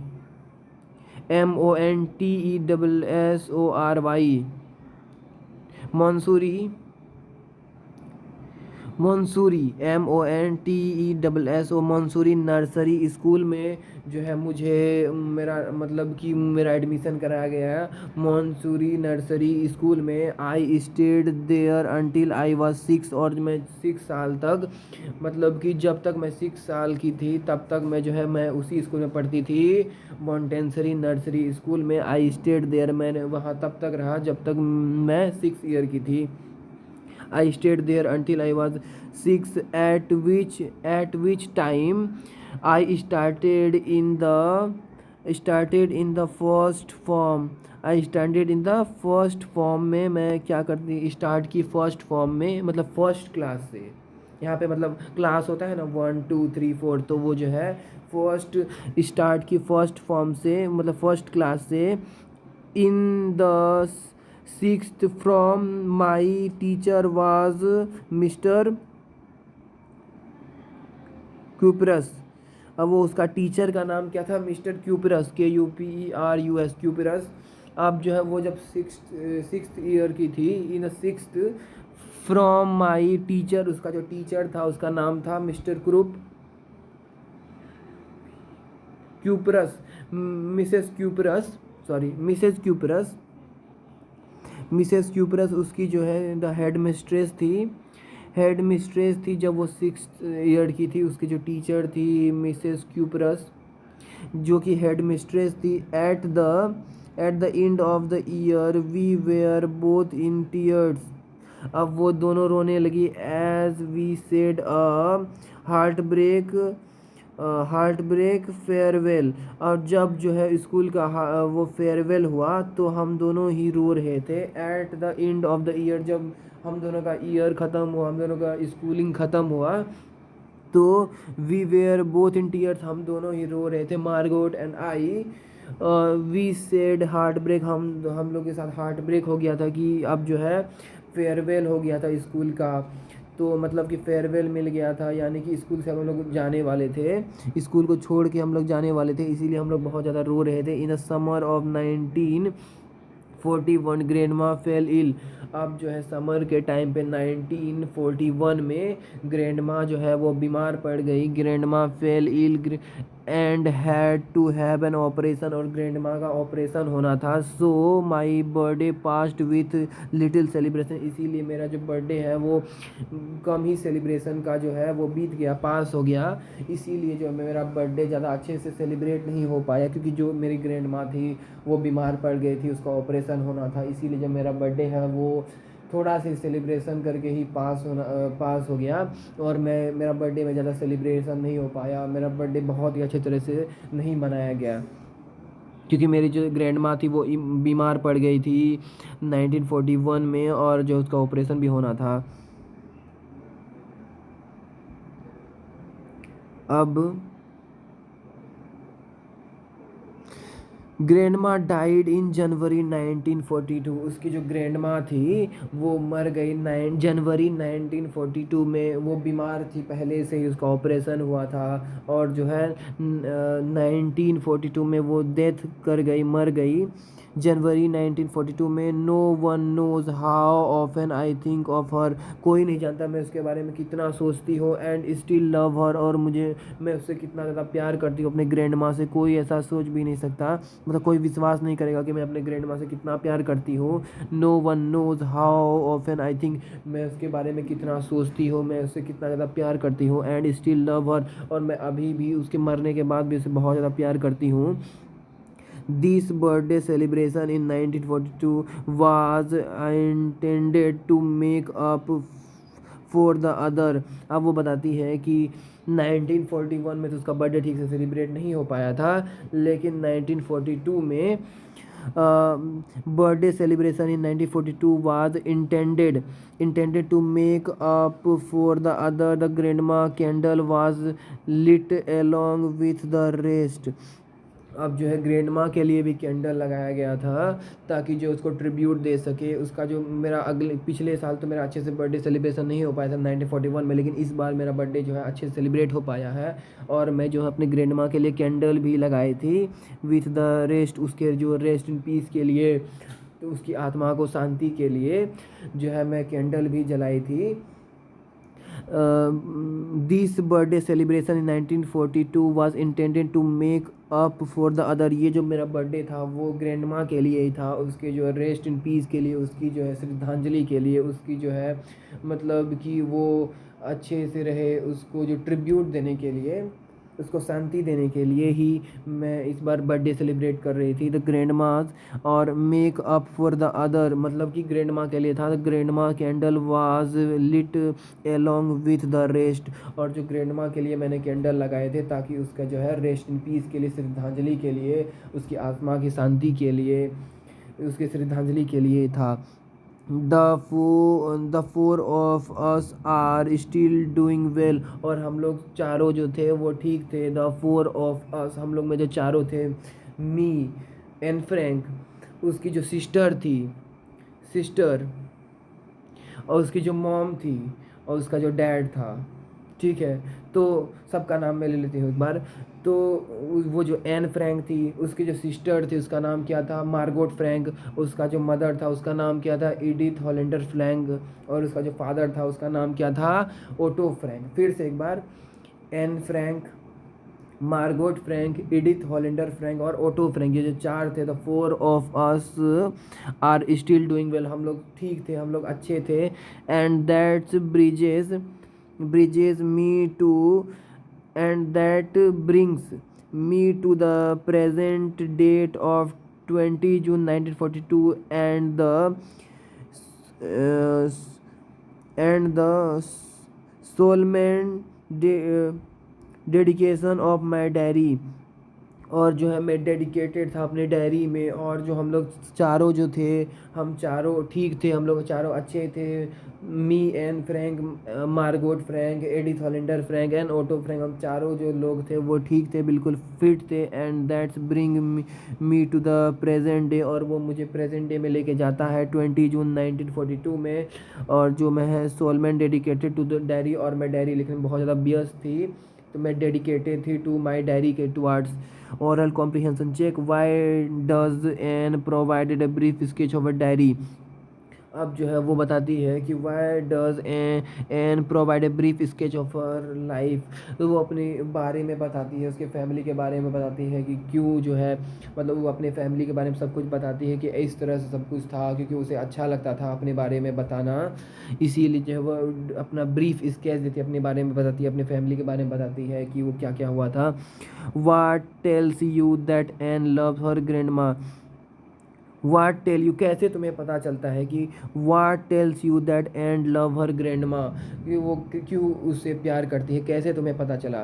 तो वो इससे पता चलता है कि वो उसके मरने के बाद भी वो उसे बहुत ज़्यादा मतलब कि वो उसे बहुत ज़्यादा याद करती है, उसे अभी भी प्यार करती है। और जब उसका जो है उसका मरने के बाद क्योंकि 1941 में जब उसकी जो है ग्रैंड माँ बीमार पड़ गई थी और जो है उसको जो है यानी कि ऑपरेशन होना था, तो उस टाइम पे उसका बर्थडे सेलिब्रेट नहीं किया गया बहुत अच्छे से। लेकिन इस बार 1942 में जब वो जो उसकी ग्रैंड माँ मर गई थी, तो उसने एक जो है इस बर्थडे को डेडिकेट किया था, उस बर्थडे को सेलिब्रेट ही किया था उसकी ग्रैंड माँ के रेस्ट के लिए, रेस्ट इन पीस के लिए, उसकी श्रद्धांजलि के लिए, उसकी आत्मा को शांति प्रदान करने के लिए उसने एक कैंडल जलाए थे। तो इससे पता चलता है कि वो एन फ्रैंक जो है अपने ग्रैंड माँ से बहुत ज़्यादा प्यार करती है, क्योंकि वो उसके बारे में मरने के बाद भी उसके बारे में बहुत सोचती है, वो उससे बहुत ज़्यादा प्यार करती है। और जब उसका बर्थडे आया था उसके मरने के बाद, तो उसने अपने बर्थडे में कैंडल जलाए थे, और वो उसका जो बर्थडे था वो डेडिकेटेड था टुवार्ड्स हिज ग्रैंड मदर। इसीलिए जो है इससे पता चलता है कि वो अपने ग्रैंड मदर से कितना ज़्यादा प्यार करती है। डियर किटी, अब वो लिखती है अपने डायरी में। डायरी इसी तरह से लिखा जाता है कि सबसे पहले डायरी का नाम डियरेस्ट किटी, अब वो डायरी का नाम होता है, फिर सैटरडे डेट जो है वो सैटरडे है, सैटरडे 20 जून 1942। अब वो डायरी लिखना स्टार्ट करती है। इस तरह से हम लोग जो डायरी लिखते हैं तो मतलब कि इसी तरह से लिखते हैं, डियरेस्ट डायरी या dearest kitty. Dearest kitty set यहाँ पे डेट देते हैं और यहाँ पे डायरी का नाम देते हैं डियरेस्ट किटी। उसके बाद जो भी डायरी का नाम होता है, या फिर डियर डायरी या फिर डियरेस्ट किटी, इसकी जो है डायरी का नाम किटी था तो इसने लिखा था किटी, डियरेस्ट किटी। और सैटरडे का टाइम था 20 जून 1942। Our entire class is quaking in its boots. अब क्वैकिंग इन इट्स बूट्स का मतलब होता है shaking with fear and nervousness. और जो है हमारे इंटायर क्लास जो है वो क्या करे, बुक में देख रही है, सब घबराए हुए। हो सकता है कि टीचर कुछ पूछ रहे हो, किसी से कुछ मतलब कि पूछ रहे हो, वो लोग को जवाब नहीं आ रहा हो, इसीलिए जो सारे लोग हैं वो पूरे क्लास जो है वो मतलब कि घबराई हुई है, पूरा क्लास घबराया हुआ है, सारे लोग जो है वो घबराए हुए हैं। The reason of course is the, इसका रीज़न ये है कि इसका reason, the reason of course is the forthcoming meeting in which the teacher decided who will move up to the next class and who will be kept back. और सब इसीलिए घबराए हुए हैं। इसका कारण ये है कि हो सकता है कुछ स्टूडेंट फेल हो जाए, कुछ स्टूडेंट पास हो जाए। जो पास हो जाएंगे वो नेक्स्ट क्लास में प्रोवाइड करेंगे, और जो नहीं पास हो पाएंगे वो इसी क्लास में रह जाएंगे। इसीलिए जो है सारे लोग क्वैकिंग इन इट्स बूथ, सारे लोग जो हैं घबराए हुए हैं, नर्वस है, पूरा क्लास घबराया हुआ है, सारे क्लास नर्वस है। क्योंकि इसका रीज़न ये है कि जो है डिसीज़न आने वाला है कि कौन लोग जो है नेक्स्ट क्लास जाएगा, कोई कौन लोग जो है, कितने सारे लोग जो है नेक्स्ट क्लास में जाएंगे और कितने ऐसे स्टूडेंट रहेंगे जो इसी क्लास में रह जाएंगे। इसीलिए लोगों के बीच में घबराहट है, लोग नर्वस, सारे स्टूडेंट जो है नर्वस है, वो क्या है घबराए हुए हैं कि उन लोगों को डर है कि मैं पास हो पाऊँगा कि नहीं, मैं पास होकर नेक्स्ट क्लास में जा पाऊँगा कि नहीं, अगर कि कहीं मैं फेल तो नहीं हो गया। Half the class is making bets. अब जो है मतलब कि half the class is making bets, G and I laugh ourselves still silly at the two boys behind us. और मैं जो हूँ, half the class is meeting beds, half class जो है क्या है वो मेकिंग बेड्स, जो बेड्स बना रहा है। Half the class is making beds, तो वो कौन कौन है, जी एन, एक उसकी फ्रेंड है G and I laughed ourselves इसलिए। और जो है मतलब कि आधा क्लास जो है वो बेड्स बना रहा है, और दो लोग यानी कि जी एन और जो है आई लाफ आवर सेल्फ सिली, हम लोग जो है धीरे से हंसते हैं, हम दोनों एक दूसरे को देख के हंसते हैं धीरे से। एट द टू बॉयज़, दो बॉयज़ पर जो कि मेरे पीछे था, तो हम दोनों उस पर हंसते हैं, सी एन एंड जेकस। और जो दो स्टूडेंट हैं हम लोग जो हैं, हम दोनों ही, जो हमारे पीछे में दो लड़के हैं, दो बॉयज़ हैं, उस पर हम लोग हंसते हैं धीरे से। जो सी एन और जेकस है, who have staked their entire entire holiday saving on their bet. अब उन लोगों ने क्या किया हुआ था, उन लोगों ने sank their entire holiday saving on their bet. तो जो है बेट में उन लोगों ने पूरा हॉलीडे का जो है वो सेव करके रखा था। वो have saved entire holiday saving, उसने जो है पूरी सेविंग को अपने बेट्स में करके रखा था। मतलब कि हॉलीडे का जो पूरा सेविंग होता है उसने जो है बेट्स में रखे थे, बेट में रखे थे। फ्रॉम मॉर्निंग टू नाइट, पूरे दिन से लेकर रात तक। It's you are going to pass, no I am not. तो पूरा दिन जो है, दिन से लेकर रात तक वो यही बोल रही है कि यू आर गोइंग टू पास, तुम पास हो जाओगी, लेकिन वो बोल रही है कि no I am not, yes you are. तो बोलती है कि हाँ सही में तुम पास हो गई हो, तुम पास हो जाओगी। वो बोलती है नो आई एम नॉट, मैं पास नहीं हो पाएंगी। Even these pleading glances and my angry out outbursts burst can't calm them down. और जो उसका जो काम नहीं हो पा रहा है वो, मतलब कि उसका मोरल बहुत ज़्यादा डाउन है कि वो पास हो पाएगी कि नहीं। If you ask me there are so many, अगर तुम मुझसे पूछोगी तो there are so many dummies that about a quarter of the class should be kept back. तो तुम घबराओ नहीं, अगर तुम्हें ऐसा लग रहा है कि तुम पास नहीं हो पाओगी, तो बहुत सारे ऐसा डमीज़ है क्लास में। आई थिंक कि पूरे क्लास में 1/4 यानी कि 1/4 जो स्टूडेंट है, 1/4 1/4 का मतलब कि इतने सारे लोग जो हैं वो वही क्लास में रह जाएंगे, वो बैक हो जाएंगे। तो है, तुम्हें घबराने की कोई टेंशन नहीं है। 1/4 ऑफ द क्लास है वो जो है, मतलब डमीज़ है पूरा, वो पास नहीं होने वाला, वो इसी क्लास में रहने वाला है। तो तुम ज़्यादा घबराओ नहीं। तुम्हें ऐसा लग रहा है कि डर लग रहा है कि तुम पास नहीं हो पाओगे, तो तुम्हें डरने की कोई ज़रूरत नहीं, क्योंकि क्वार्टर ऑफ द क्लास है वो है क्या है कि डमीज़ है, वो जो है पीछे ही रह जाएंगे, वो आगे नहीं जा पाएंगे, नेक्स्ट क्लास में नहीं जा पाएंगे। But teachers are the most, अब वो बताती है लेकिन ऐसा टीचर मुझे बहुत ज़्यादा डांटेंगे। But teacher are the most unpredicted creature on the earth. अब वो बोलती है कि टीचर जो होता है वो, but the teacher the most unpredictable creature on the earth. Teacher का जो दिमाग कभी शांत नहीं रहता है, वो अनप्रिडिक्टेबल क्रिएचर्स है, इसको भी याद करना है, ये बहुत इंपॉर्टेंट लाइन है। But teacher are the most unpredictable creature on the earth. Teacher जो है इस दुनिया पे अनप्रिडिक्टेबल है, टीचर कोई प्रिडिक्ट नहीं कर सकता कि टीचर का दिमाग में क्या चल रहा है, किस टाइम पे क्या थॉट आता है टीचर के दिमाग में, वो कोई भी प्रिडिक्ट नहीं कर सकता है। इसीलिए वो लिखती है कि teacher are the most unpredictable creature on the earth. Teacher का दिमाग बहुत ज़्यादा मतलब चेंज होते रहता है, कभी कुछ, तो बता नहीं सकता, कोई कुछ प्रिडिक्ट नहीं कर सकता। इसीलिए वो लिखती है कि teachers are the most unpredictable creature on earth. I am not so worried about my girlfriend. मैं जो हूँ उसकी गर्ल फ्रेंड के बारे में बहुत ज़्यादा, मतलब मेरी जो गर्ल फ्रेंड है वो, उसके बारे में बहुत ज़्यादा वरी नहीं हूँ, मैं उसके बारे में चिंतित नहीं हो। एंड माई सेल्फ, मैं अपने और मेरी जो फ्रेंड है उसके बारे में मैं चिंतित नहीं हूँ। वी ऑल मेक इट, हम लोग जो है सब साथ मिल के बनाएंगे। वी विल मेक इट, हम लोग फिर से न्यू फ्रेंड बनाएंगे। The only subject I am not sure about it's math. मैं जो हूँ मैथ के बारे में श्योर नहीं, मैं हो सकता है कि मैं सारे सब्जेक्ट में पास हो जाऊँ, लेकिन मैं मैथ के बारे में श्योर नहीं हूँ। The only subject I am not sure about is math. वो मैथ ही है जिसके बारे में मैं नहीं बता पाऊँगी, कि मैं श्योर नहीं हूँ कि मैं मैथ में पास हो पाऊँगी कि नहीं। और मुझे ऐसा लगता है कि मैं सारे सब्जेक्ट में पास हो जाऊँगी, लेकिन मैं मैथ के बारे में श्योर नहीं हूँ। एनीवे छोड़ो ये सबको।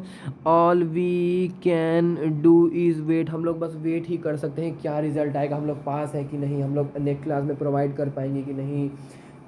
हम लोग बस वेट ही कर सकते हैं कि हम लोग पीछे रह जाएंगे, इसी क्लास में रह जाएंगे, या फिर हम लोग आगे फॉरवर्ड करेंगे, नेक्स्ट क्लास में जाएंगे। Until then we keep telling each other not to lose heart, कि मैं सबको यही बोलूँगा कि हम लोग को इस बारे में बात करना चाहिए, टेलिंग ईच अदर, कि हम लोग अपना जो है हर्ट लूज़ ना करें, हम लोग जो है निराश ना हो, हम लोग चिंतित ना हो, हम लोग जो है मतलब यही बारे में बात करेंगे कि हम लोग अपना लूज़ हेड मतलब कि जो है हर्ट लूज़ ना करें, मतलब ज़्यादा चिंतित ना हो, क्योंकि हम लोग बस वेट ही कर सकते हैं। आई get along pretty well with all my teachers। I get along pretty well, मैं जो है सारे टीचर के सामने बहुत ज़्यादा प्रीटी थी, और सारे लोग जो है सारे टीचर मुझे बहुत ज़्यादा पसंद करते थे। I get along pretty well, मैं टीचर लोग मुझे बहुत ज़्यादा मानते थे, मुझे टीचर लोग जो है अच्छे नज़र से देखते थे, यानी कि मैं सारे टीचर के सामने बहुत अच्छी थी, और सारे टीचर के सामने मैं बहुत ही अच्छी थी, प्रीटी थी। These are none of them. These are there are 9 of them, 7 men and 2 women। और यहाँ पे जो थे 9 लोग थे, देयर आर 9 ऑफ them, जिसमें 7 मैन थे, 7 लड़के थे, और 2 वुमेन थी, 2 लड़कियाँ थी। मिस्टर कीजिंग, और मिस्टर कीजिंग जो है द ओल्ड फॉरगे हु टीचर्स मैथ। अब जो है उसका ओल्ड फॉरगे एन ओल्ड फैशन्ड पर्सन, जो थोड़े पुराने ख्यालात के व्यक्ति रहते हैं, द ओल्ड फैशन, वेन उसका जो फैशन था ओल्ड फैशन था। तो अब वो अपने टीचर का नाम बताती है, अपने मैथ टीचर का नाम बताती है, मिस्टर कीजिंग। मिस्टर कीजिंग उसकी जो एन फ्रैंकी मैथ टीचर रहती है, जो कि थोड़े पुराने ख्यालात के रहते हैं, जो कि उसका जो फैशन रहता है वो ओल्ड फैशन रहता है, ओल्ड मतलब कि ओल्ड पर्सनैलिटी के लोग रहते हैं वो।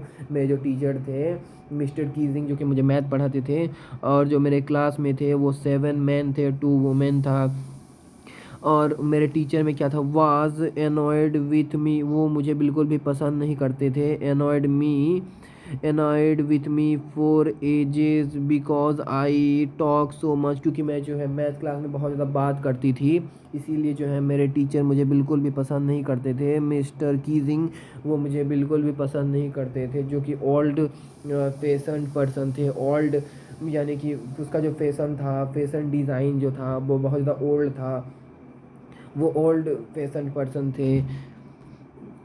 तो वो मुझे बिल्कुल भी पसंद नहीं करते थे, क्योंकि मैथ क्लास में मुझे समझ नहीं आता था, तो मैं बात करती थी मैथ क्लास में, जिसके लिए मुझे टीचर बिल्कुल भी पसंद नहीं करते थे। आफ्टर सेवरल वार्निंग, और मुझे बहुत सारे वार्निंग भी दिए टीचर की क्लास में बात मत करो, लेकिन मैंने उन मतलब वार्निंग को नहीं सुना।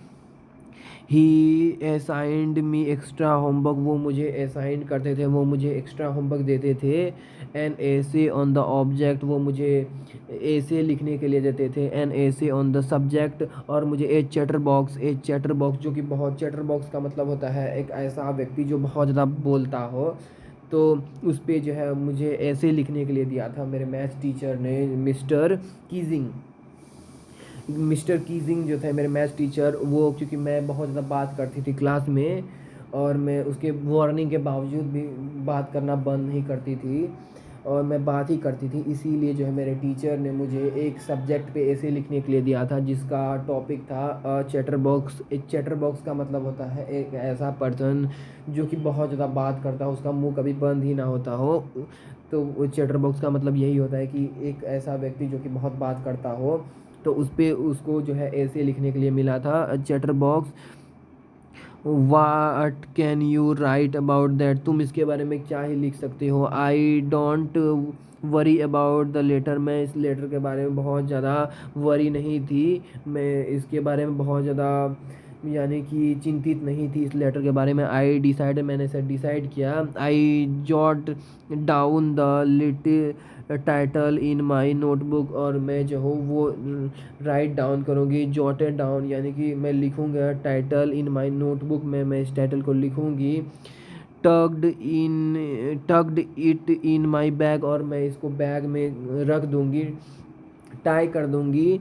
Tugged in my bag and tied, और मैं इसको अच्छे से टाई करूँगी।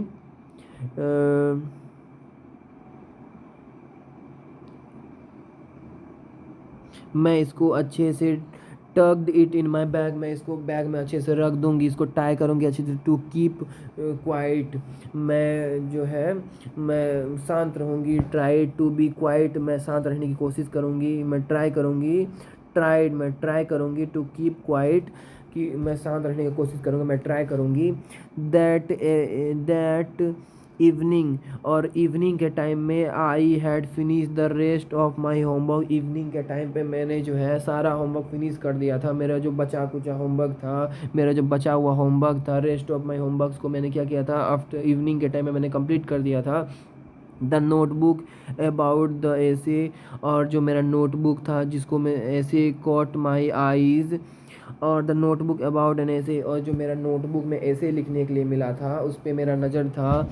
कॉट माई आई, मेरा जो नोटबुक में जो ऐसे लिखना था मेरा जो नज़र उस पर गया। मेरे जो नोटबुक में जो ऐसे लिखना था उस पर मेरा नज़र गया। I begin thinking about the subject, मैं इस सब्जेक्ट के बारे में सोचने लगा, द चैटर बॉक्स के बारे में सोचने लगा। आई बिगेन थिंकिंग अबाउट सब्जेक्ट, मैं इस सब्जेक्ट के बारे में जो है सोचने लगा। While chewing chewing a lip of my fountain pen, तो मैं पेन को जो है वो टिप को, मतलब कि जो पेन होता है उसके टिप को, यहाँ इस पेन के टिप को मैं क्या करने लगी, चॉ करने लगी, यानी कि थोड़ा चबाने लगी। यहाँ पे लिखा I begin thinking about the subject, मैं इस सब्जेक्ट के बारे में सोचने लगी, अ चैटर बॉक्स सब्जेक्ट के बारे में सोचने लगी। वाइल, सोचते सोचते मैंने क्या किया, chewing the tip of my fountain pen, ये जो मेरा फाउंटेन पेन था, ये जो मेरा फाउंटेन पेन था, तो मैं क्या करने लगी, इस टिप को, यहाँ पे जो टिप होता है, tip of my fountain pen को मैं चबाने लगे अपने मुंह से। सोचते सोचते कि मैं इस चैटर बॉक्स के बारे में क्या लिखूँगा, उसी टाइम पे मैं पेन के टिप को चबाने लगी, मेरी जो फाउंटेन पेन था उसको। Anyone could ramble on the leave big space between my words, और मैं जो है जब मैं लिखना स्टार्ट की तो मैं बड़े बड़े गैप देती थी, एक वर्ड यहाँ लिखती थी, फिर गैप, बहुत ज़्यादा गैप देके फिर ऐसे, फिर उसके बाद जो है ऐसे, तो मैं बहुत ज़्यादा गैप दे दे करके लिख रही थी ताकि मैं इसके बारे में ज़्यादा ना लिख पाऊँ। अच्छा, तो वो बताती है कि एनी वन कुड रिम्बल, अगर किसी को लिखना नहीं होता, टॉक और राइट एमिएबल फॉर लॉन्ग, अगर किसी कोई लेज़ी फील करता है लिखने में तो वो क्या करता है, टॉक और क्या है, talk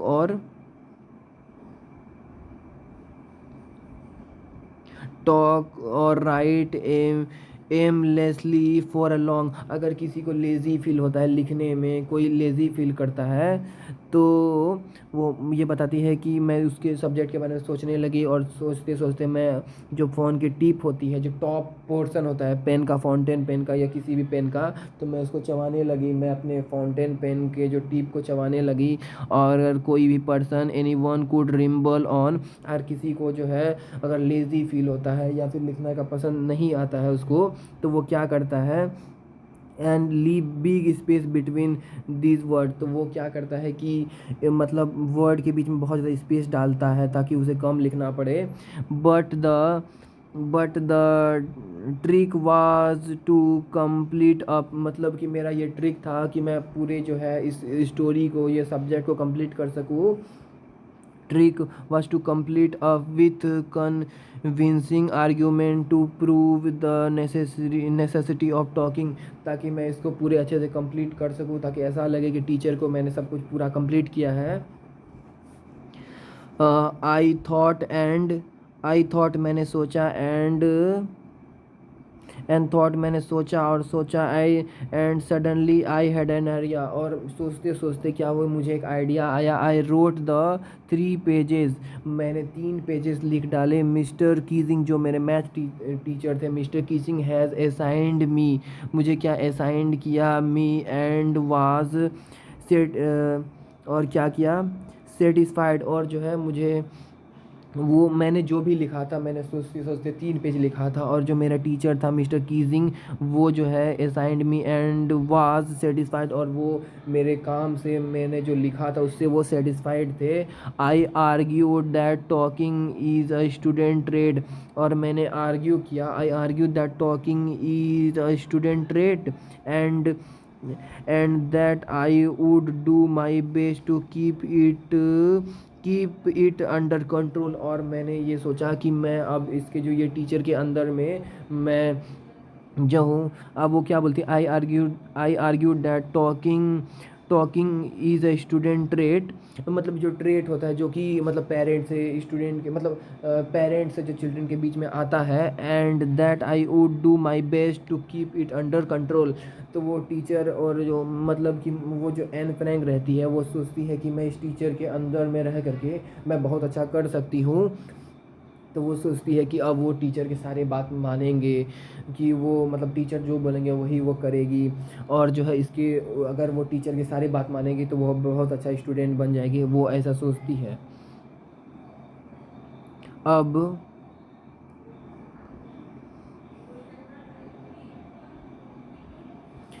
but but that I would never be able to cure myself, लेकिन जो है मैं अपने वो कभी केयर नहीं कर पाऊँगी।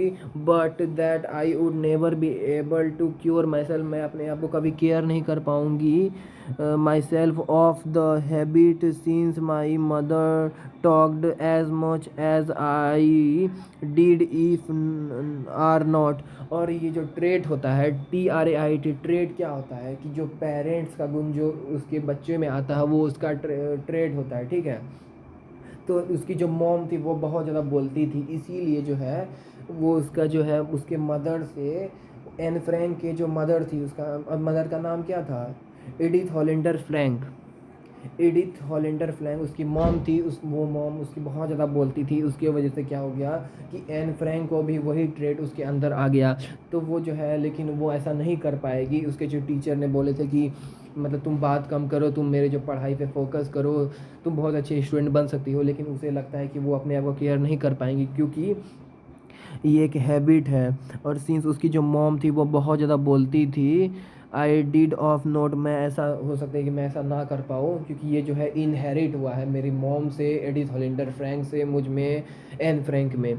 तो वो हो सकता है कि ऐसा ना कर पाए, and that's there are not much you can do about inherited rank. और तुम जो है मतलब कोई भी जो कि इनहेरिट हुआ है अपने पेरेंट्स से मतलब कि उसके बच्चे में, इनहेरिटेड ट्रेड्स का मतलब क्वालिटी फिजिकल और mental quality that gets from one's parents, मतलब कि ऐसा क्वालिटी, ऐसा जो है पर्सनैलिटी जो कि अपने पेरेंट्स से उसके चिल्ड्रन के जो आते हैं उसके अंदर आते हैं, यानी कि ऐसा क्वालिटी जो कि पेरेंट्स से उसके बच्चे में आते हैं उसी को बोलता है इनहेरिटेड ट्रेड्स। ओके, ये बायोलॉजी का एक टर्म है। तो वो उसके जो टीचर ने बोले थे कि तुम क्लास में ध्यान दो, तुम अच्छे से पढ़ो, तो हो सकता है कि वो ऐसा ना कर पाए क्योंकि ये एक इनहेरिटेड ट्रेड है। उसकी जो मॉम है बहुत ज़्यादा बात करती थी, इसीलिए जो है उसका कैरेक्टर उसमें भी आ गया है, यानी कि एडिथ हॉलिंडर फ्रैंक से जो है एन फ्रैंक में आ गया है। तो हो सकता है वो इस पर कंट्रोल ना कर पाए। मिस्टर कीजिंग, अब वो बोलते हैं कि मिस्टर कीजिंग जो कि एन फ्रैंक की जो मैथ्स टीचर होती है, हैड गुड लाफ, और इस बात पे जो है वो बहुत ज़्यादा हंसते हैं, बहुत अच्छे से हंसते हैं। एट माई आर्ग्यूमेंट्स, मैंने जो उससे कहा था कि हो सकता है कि मेरा जो है इनहेरिटेड ट्रेड हो क्योंकि मेरी मॉम बहुत ज़्यादा बोलती है तो इसकी वजह से मैं भी बहुत ज़्यादा बोलता हूँ क्लास में। तो इस पे जो है उसके टीचर बहुत अच्छे से हंसते हैं और उसकी आर्ग्यूमेंट पर। But when I proceed to talk my way through the next lesson, और जब मैंने बात करना स्टार्ट किया नेक्स्ट लेसन में, ही असाइंड मी अ सेकेंड ऐसे, उसके बाद क्या हुआ कि उसको सेकेंड ऐसे दे दिया लिखने के लिए, ठीक है।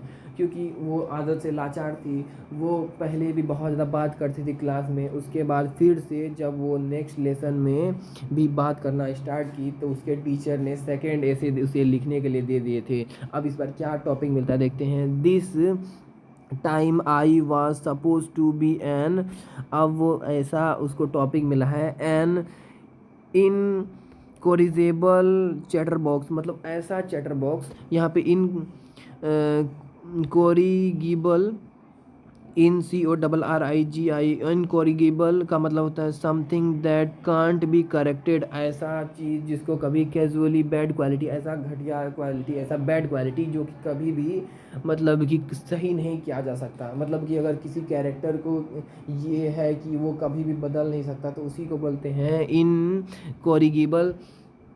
इनकॉरिगेबल कॉरिगेबल इनकॉरिगेबल का मतलब वही होता है कि ऐसा क्वालिटी जो कि कभी भी सही नहीं किया जा सकता। इसीलिए जो है जब नेक्स्ट लेसन में एन फ्रैंक बहुत ज़्यादा बात करते हुए पकड़ाया जाती है क्लास में, तो फिर से जो है मिस्टर कीजिंग उसको सेकंड ऐसे दे देते हैं। सेकंड ऐसे में क्या उसको बोलते हैं, पिछले बार तो उसका दिया था ए चैटर बॉक्स मतलब ऐसा लोग जो कि मतलब ऐसा पर्सन जो कि बहुत ज़्यादा बात करते थे, लेकिन इस बार उसका ऐसे था कि ऐसे लोग जो भी मतलब एक ऐसा चैटर बॉक्स जो कि आदत से लाचार हो, आदत से मजबूर हो, जो कि कभी भी उसे ठीक नहीं किया जा सकता है।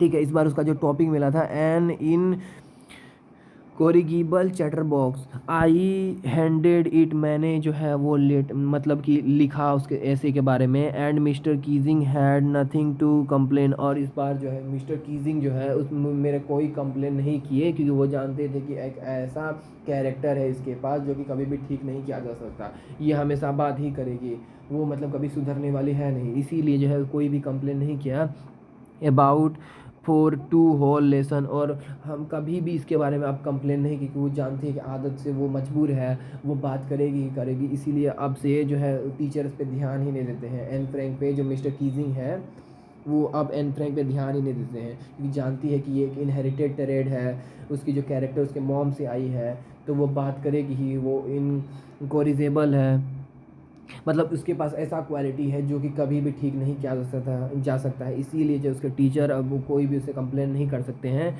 नहीं करते हैं, और जो है पूरे ही लेसन में अब जो है उसे बात करने के लिए देते हैं, उसे कोई मना ही नहीं करते हैं, क्योंकि जानते हैं कि उसकी जो कैरेक्टर है वो जाने वाली तो है नहीं, इसलिए।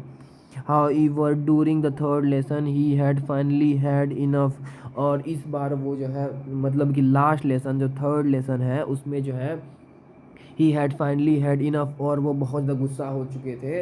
एन फ्रैंक एज पनिशमेंट, उसके बाद जो है उसका टीचर जो है थर्ड लेसन में क्या करते हैं कि अब उसके जो टीचर है मिस्टर कीजिंग वो बहुत ज़्यादा उससे परेशान हो जाते हैं और बहुत ज़्यादा गुस्सा हो जाते हैं थर्ड लेसन में, और उसके बाद जो है वो बोलते हैं कि इनफ, अब ये बहुत ज़्यादा हो चुका है।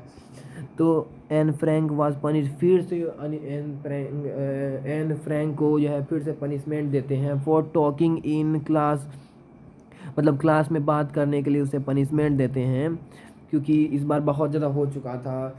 He had finally had enough, अब वो जो है हदें पार कर चुकी है एन फ्रैंक, तो इसीलिए अब उसके टीचर जो है फिर से क्लास में बात करने के लिए उसे पनिश करते हैं। राइट एन ऐसे इन टाइटल, अब इस बार जो है उसको फिर से मतलब पहले बार तो दिया गया था चटर बॉक्स, दूसरे बार एन इनकॉरिजेबल इनकॉरिजेबल चैटर बॉक्स, अब तीसरे बार जो उसका टाइटल देते हैं ऐसे टाइटल वो रहते हैं quack quack quack said mistress chatter box. इस बार जो उसका टाइटल रहता है वो रहता है, मतलब पहली बार देते हैं ए चैटर बॉक्स, दूसरे बार इनकॉरिजेबल, INCORRIGI इनकॉरिजेबल चैटर बॉक्स, तीसरे बार जो देते हैं वह quack quack quack said mistress chatter box. इस बार उसको जो है ऐसे लिखने के लिए देते हैं, उसका टाइटल रहता है, उसका नाम रहता है quack quack quack said mistress chatter box. यहाँ पे उसका क्लास चल रहा है और ये है एन फ्रैंक, उसके जो टीचर उस पर बहुत ज़्यादा गुस्सा कर रही है और बाकी जो उसकी फ्रेंड है वो हंस रही है इस पर। ये उसके टीचर है मिस्टर कीजिंग और ये एन फ्रैंक है। अब जो है पूरा क्लास जो है इस पर हंस रही है, ये जो है एन फ्रैंक है और ये क्या है इसके math teacher mister Keesing. Mister Keesing जो है एन फ्रैंक पे बहुत ज़्यादा गुस्सा है और बाकी जितने भी स्टूडेंट हैं क्लास में वो बोलती है कि उसकी क्लास में दो ही वुमेन है, तो एक तो ये हो गई और एक ये है, बाकी 7 स्टूडेंट्स हैं यानी कि 7 मैन हैं। तो सारे लोग जो है एन फ्रैंक पे हंस रही है, इसके टीचर भी इस पे गुस्सा कर रहे हैं जिसके वजह से जो एन फ्रैंक पे सारे लोग हंस रहे हैं। ओके, द क्लास अब वो बोलती है कि द क्लास रोर्ड, क्लास जो है पूरा मतलब कि उसका मजाक उड़ चुका है एन फ्रैंक का। I had to talk to, अब वो बोलती है कि आई मुझे तुमसे बात करना है, यानी कि अब जो है टीचर मिस्टर कीजिंग को एन फ्रैंक से बात करना है। Through I had nearly exhausted my integrity on the topic of chatter box. वो बोलते इंटीग्रिटी होते हैं कि ओरिजिनली ओरिजिनलिटी एंड इनविंटी आई इन इंटी इन इन इनवेंटिवनेस, ठीक है, सॉरी। तो अब जो है उससे एक बार बात करने के लिए जाती है उसके टीचर मिस्टर कीजिंग जो है एन फ्रैंक से बात करती है, क्योंकि वो भी परेशान हो गए थे उसको बार बार ऐसे लिख कर देने के लिए। तो इस बार जो है वो मतलब बात करती है, इस it was time to come up, और वो जो टाइम था एन फ्रैंक को अब आने का टाइम था, विथ समथिंग एज मतलब कुछ अलग, समथिंग ओरिजिनल लिख के लाने के लिए। My friend Sanne who's good at poetry. आप उसको फिर से कुछ जो है कुछ नया उसको लिखने के लिए देते हैं, कुछ नया समथिंग ओरिजिनल उसको लिखने के लिए देते हैं। ये टाइम था कुछ उसको नया लिखने के लिए देने के लिए, और कुछ ओरिजिनल लिखने के लिए देने के लिए। तो उसकी जो फ्रेंड थी, माई फ्रेंड एन फ्रैंक की जो फ्रेंड थी, उसका नाम क्या था, उसका नाम था सेन। सेन जो थी वो बहुत अच्छी थी पोइट्री में। वो जो उसकी जो मतलब उसकी जो फ्रेंड थी, एन फ्रैंक की जो फ्रेंड थी सेने, वो बहुत अच्छी थी पोइट्री में। Offered to help me writing the essay from beginning to the end in verse and I jumped for joy. अब जो है एन फ्रैंक की जो फ्रेंड रहती है सेन, वो उसको बहुत ज़्यादा हेल्प करती है पोइट्री लिखने में स्टार्टिंग से लेके एंड तक, क्योंकि वो जो सेन रहती है वो बहुत अच्छी रहती है पोइट्री में। तो इसकी वजह से क्या हुआ कि वो जो है जम्प्ड फॉर जो, इसकी वजह से वो बहुत ज़्यादा खुश हो गई, क्योंकि उसके जो टीचर थे वो इस ऐसे को देख के बहुत ज़्यादा खुश हो जाएंगे, इसीलिए जो है वो बहुत ज़्यादा खुश हो गई, क्योंकि उसकी जो फ्रेंड थी एन फ्रैंक की जो फ्रेंड थी सेन, वो बहुत अच्छी थी पोइट्री में, और उसने जो है पूरी पोइट्री लिख के दी थी फ्रॉम बिगनिंग टू एंड। इसके वजह से एन फ्रैंक बहुत ज़्यादा खुश हो गई। मिस्टर कीजिंग, उसके जो मैथ टीचर हैं, was trying to play a joke on me.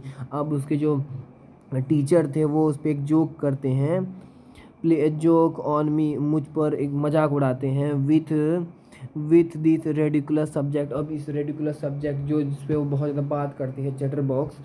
But I had made sure the joke was on him. वो जानती थी कि जो जोक उड़ाया गया है वो मुझ पर ही उड़ाया गया है, यानी कि जोक जो है एन फ्रैंक पर ही उड़ाया गया है, क्योंकि वो क्लास में बहुत ज़्यादा बात करती थी। आई फिनिश्ड माई पोएम, मैंने अपने पोएम को फिनिश किया। एंड इट वॉज ब्यूटीफुल, और ये जो है क्योंकि मेरी जो है सेन मेरी फ्रेंड है, उसने बहुत अच्छी थी वो पोइट्री में, जिसकी वजह से मैं ये पोएम कंप्लीट कर पाई। वो पोएम बहुत अच्छी थी। It was about a mother duck, ये मदर डक के बारे में थी। एंड फादर स्वैन, मदर जो थी वो डक थी और फादर थे वो स्वैन थे। विथ 3 बेबी डकलिंग्स, और जो है ये स्टोरी किसके बारे में थी, ये स्टोरी थी डक के बारे में। डक मदर थी और जो फादर था वो स्वान था, और उसके जो 3 बच्चे थे डकलिंग्स थे, who were beaten to death. उसके जो है वो जो है 3 जो बच्ची रहती है डकलिंग्स, 3 बेबी डकलिंग्स, वो जो रहती है उसकी जो है डेथ हो जाती है, where beaten to death.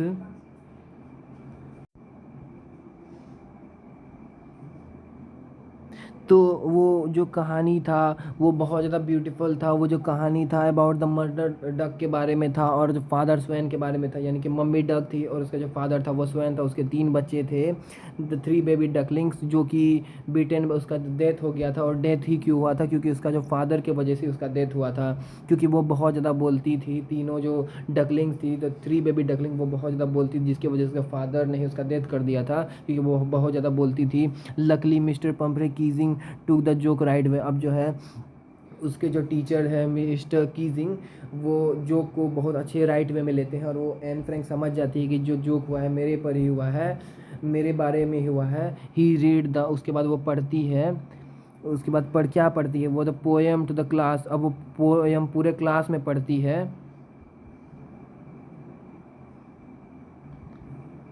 Poem पूरे क्लास में पढ़ती है, एडिंग हीज ऑन कमिटमेंट, अब वो जो है उसको कमिटमेंट भी वो ऐड करके पढ़ती है, एंड मतलब उसके टीचर पढ़ते हैं पूरे क्लास में, to several other classes as well, और जो है बाकी क्लास में भी उस कहानी को वो सुनाते हैं, उसके जो है कहानी को सुनाते हैं, मतलब बहुत ज़्यादा मजाक उड़ा रहे हैं एन फ्रैंक को। उसके जो टीचर है मिस्टर कीजिंग, वो बहुत ज़्यादा मजाक उड़ा रहे, क्योंकि वो जो है फर्स्ट क्लास में भी बात कर रही थी, जिसकी वजह से उसको जो है मतलब लिखने के लिए दिया था ACN और चैटर बॉक्स, चैटर बॉक्स, जिसके बाद दूसरी क्लास में बात करी जिसमें उसको लिखने दिया था एन इनकॉरिजेबल चैटर बॉक्स। तो फिर तीसरे लेसन में भी बहुत ज़्यादा बात करी जिसमें उसको लिखने दिया था कि quack quack quack said mister chatterbox. उसके बाद फिर चौथी बार जो है अब जो है टॉक करने आए थे, उसके बाद समथिंग ओरिजिनल, समथिंग एज, कुछ नया कुछ ओरिजिनल लिखने के लिए दिए थे, जो कि उसकी जो फ्रेंड थी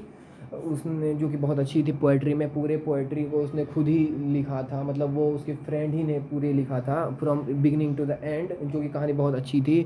वो जो है टीचर पूरे क्लास में उस कहानी को सुनाते हैं, उसके बाद उसके दूसरे क्लास में वो कहानी सुनाते हैं। Since then I have been allowed to talk, उसके बाद जो उसको अलाउ कर दिया था पूरे क्लास में बात करने के लिए, and I have not been assigned any extra homework, उसके बाद जो है जब पूरे क्लास में उसको कहानी को सुना दिया गया, बाकी क्लास में भी कहानी सुना दिया गया, तो उसको अलाउ कर दिया था बात करने के लिए, और फिर कोई भी उसको एक्स्ट्रा होमवर्क नहीं मिलता था। On the contrary mister Keesing always making joke this day, और उसके बाद जो है mister Keesing always make jokes this day, उसके बाद से कभी भी उसका मजाक नहीं उड़ाते थे मिस्टर कीजिंग ऑलवेज, उसके बाद कभी भी मिस्टर कीजिंग जो थे मैथ टीचर कभी भी उसका मजाक नहीं उड़ाते थे। और उसके बाद वो जो डायरी का एंड होता है योर्स एन, यानी कि हमारी एन फ्रैंक, और ये जो लिखा गया है जो पूरी है from the diary of Anne Frank, इसका जो हम लोग कुछ पार्ट पढ़े थे वो एक्सट्रैक्टेड था from the diary of young girl with cited adaptation, और कुछ इसमें जो है एडिशनल ऐड भी हो सकता है किया हो विथ साइट एडिशन, यानी कि डब्ड करके। ये जो पूरी हम लोग अभी पूरा पढ़े हैं डायरी को, ये पूरी क्या है कि इसको जो है ये एक एक्सट्रैक्ट है, यानी कि कुछ पार्ट जो है उसके डायरी का यहाँ पे हम लोग पढ़े हैं, जो कि एक्सट्रैक्ट बोला जाता है। एक्सट्रैक्ट का मतलब ये होता है कि कुछ पार्ट अगर हम लेते हैं तो उसको एक्सट्रैक्ट बोलते हैं, और ये जो डायरी हम लोग पढ़े हैं वो जो डायरी है the diary of young girl से ही एक्सट्रैक्टेड है विथ साइट एडप्टेशन के साथ। अब हम लोग कुछ क्वेश्चन देख लेते हैं, oral comprehension check.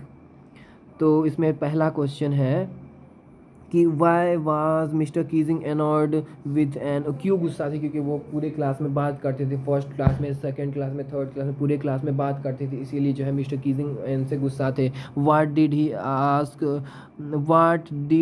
Ask her to do, उसने जो है 3 बार उससे जो चार बार ऐसे बोल सकते हैं, 4 बार उसने ऐसे लिखवाए थे। पहला तो था चैटर बॉक्स, दूसरा था मतलब कि कोरिजेबल चैटर बॉक्स, तीसरी बार quack quack quack said mister chatterbox, उसके बाद फोर्थ में एक जो है ब्यूटीफुल पोएम स्टोरी लिखने के लिए दिया था। तो 4 बार उसने जो है ऐसे लिखने के लिए दिए थे, ठीक है।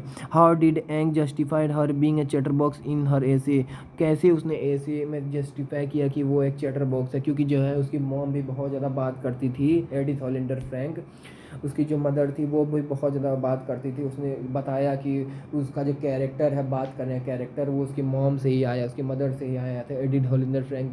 वो एक क्या है, इनहेरिटेड ट्रेड है, और सच में वो बहुत ज़्यादा बात करती है, इसीलिए उसने अपनी स्टोरी में बताया, जिसके पता चला कि वो एक सच में चैटर बॉक्स है। Do you think mister Keesing was an strict teacher? Yes, mister टीजिंग बहुत ज़्यादा स्ट्रिक्ट टीचर थे, उसको बर्दाश्त नहीं होता था कि कोई क्लास में उसका बात करे, इसीलिए जो है मिस्टर मतलब कि एन फ्रैंक को सुधारने के लिए उसने उससे ऐसे लिखवाया, उसका मजाक उड़ाया पूरे क्लास में, बाकी क्लास में भी उसका मजाक उड़ाया गया, ताकि जो है मतलब कि एन फ्रैंक सुधर जाए। लेकिन जो है वो एक इनहेरिटेड कैरेक्टर था, इनहेरिटेड ट्रेड था, जिसके वजह से एन फ्रैंक अपने लालच अपने जो है उसको नहीं कैरेक्टर को चेंज कर पाती थी, क्योंकि वो एक इनहेरिटेड ट्रेड था, वो एक इनकॉरिजेबल कैरेक्टर था, जिस कैरेक्टर को अभी ठीक नहीं किया जा सकता है। तो मतलब कि इसी वजह से जो है उसके टीचर बहुत ज़्यादा स्ट्रिक्ट थे, क्योंकि वो चाहते थे कि क्लास में एन फ्रैंक जो है पूरे क्लास में शांति हो और सारे स्टूडेंट जो है उसके क्लास में ध्यान से पढ़े, ध्यान से मतलब कि उसका होमवर्क करके लाएँ। इसीलिए हम लोग को हम मतलब इसीलिए जो है हम लोग ये बोल सकते हैं कि मिस्टर कीजिंग बहुत ज़्यादा स्ट्रिक्ट टीचर था। What make Mr. Keesing allow Anne to talk in? What made her Keesing allow? What made Mr. Keesing allow Anne to talk in class? अब वो अलाउ कर देते हैं क्योंकि वो जानते हैं उसका टीचर की जो है ये सुधरने वाली तो है नहीं, इनकॉरेजेबल कैरेक्टर है, इनहेरिटेड ट्रेड है, इनहेरिट हुआ है उसके मॉम से एन फ्रैंक में, तो इसीलिए अलाउ कर ही देते हैं लास्ट में। अब कुछ क्वेश्चन है यहाँ पे। थिंकिंग अबाउट टेक्स्ट में वाट एन फ्रैंक अब what Anne write when she said that the world would not be interested in musing of a 13-year-old girl? Yes. तो ये जो है वाज एन फ्रैंक राइट, क्या जो उस टाइम पे जो बोल रही थी एन फ्रैंक कि the world would not been interested in musing of a 13-year-old girl, तो ये सच थी, ये बात जो है सच था, क्योंकि क्यों ही विश्वास करेगी कोई 13-year-old स्कूल गर्ल की डायरी में, कोई क्यों ही इंटरेस्टेड रहेगा। और ऐसा नहीं था कि उसने कभी डायरी लिखा नहीं था, क्योंकि मतलब कि जब बच्चे छोटे होते हैं तो उसके बाद वो कोई ज़्यादा वैल्यू देता नहीं, इसीलिए जो है एन फ्रैंक सही थी कि कोई इसका डायरी पढ़ेगा नहीं। लेकिन अगर कुछ डायरी में बहुत ज़्यादा इम्पोर्टेंट होता है जैसे कि, तो उसके डायरी लोग सब पढ़ते भी हैं, और हम लोगों ने पहले भी इंट्रोडक्शन में पढ़ा था उसकी मतलब कि जो डायरी के बेसिस पे बहुत सारे फिल्म बनाए गए, बहुत सारी जो है सीरीज़ बनाई गई, बहुत सारे पब्लिकेशन में इसको लिया गया, diary of a young girl के नाम से पब्लिश किया गया, इसको डब्ड किया गया, इसको जो है ट्रांसलेट किया गया है मेनी लैंग्वेज में। तो ये सब there are some example of diary of a journal entries of the before you read section. Compare this with that Ang write her diary. What language was the diary originally written? अब वो बताती है कि मतलब कि किस originally वो किस डायरी में मतलब किस लैंग्वेज में लिखा गया था। जब हम लोग इंट्रोडक्शन पढ़ रहे थे तो उसमें लिखा गया था ये जो ओरिजिनली वो जो है डच लैंग्वेज में DUCH पता नहीं क्या स्पेलिंग है, लेकिन डच लैंग्वेज में उसको जो है ओरिजिनली लिखा गया था। इन वाट वे इज़ एंस डायरी डिफरेंट? एंस की जो डायरी थी वो क्यों डिफरेंट थी? एंस की डायरी इसलिए डिफरेंट थी क्योंकि जो उसने जो सब कुछ कवर किया था कि किस तरह से वो जो है मतलब कि जब नाजी का जो है ऑक्यूपेशन बढ़ रहा था तो कि उस टाइम पे क्या क्या हुआ था, उसने सब कुछ लिखा था। जब सेकेंड वर्ल्ड वॉर आया था तो जो है मतलब कि मतलब आर्मी में जब ज्वाइन होना पड़ रहा था यूके, और जो यूएसए की जो आर्मी थी उसमें जो है एलाइड फोर्स जो किस तरह से आ रहा था, उसने सब कुछ इंट्रोड्यूस किया था, उसने सब कुछ बताया था। इसीलिए जो नॉर्मल आदमी जो है अपने डायरी में बकवास ही लिखते हैं, लेकिन जो एन फ्रैंक है उसमें जो है वो अब सब कुछ इंक्लूड की थी कि उस टाइम पे किस तरह से वो थे, किस तरह से उसने जो है सरवाइव किया था, मतलब कि कैसे कैसे वो क्या क्या किए थे, तो उसने सब कुछ वहाँ पे लिखा था। इसीलिए जो है इतना उसका डायरी इतना ज़्यादा पॉपुलर है पूरे वर्ल्ड में। पूरी मतलब सीरीज़ बन चुकी है, मूवीज़ बन चुके हैं, बहुत सारे थिएटर में इसको रिलीज़ किया गया है, थिएटर में जो है मतलब कि इसका यूज़ किया गया है, और जो है बहुत सारे लैंग्वेज में इसको जो ट्रांसलेट किया गया है,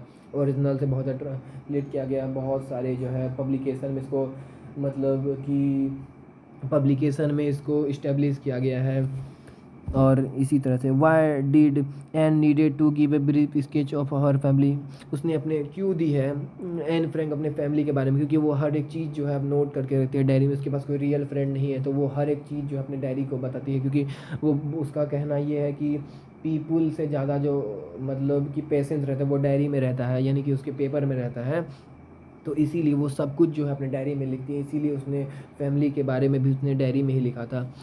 does she treat Kitty as an insider और आउटसाइडर? वो जो है किटी को इनसाइडर ही रखना चाहती है, वो किटी को जो है प्राइवेट रखना चाहती है ताकि कोई उसकी डायरी पढ़े नहीं, ठीक है। How does Anne feel about her father, her grandmother, mister Kuperus and mister Keesing what do these tell you about her, कैसे तुमको इसके बारे में पता चला है। तो वो अपने फादर को क्या समझती है, वो फादर, उसका जो फादर है वो उसने फादर को बहुत ही इंटरेबल फादर मानती है, बहुत ही अच्छा फादर मानती है। उसके जो ग्रैंड मदर है उससे बहुत ज़्यादा प्यार करती है, वो उसके बारे में हमेशा सोचती है, मतलब उसके मरने के बाद भी उसके बारे में बहुत सोचती है।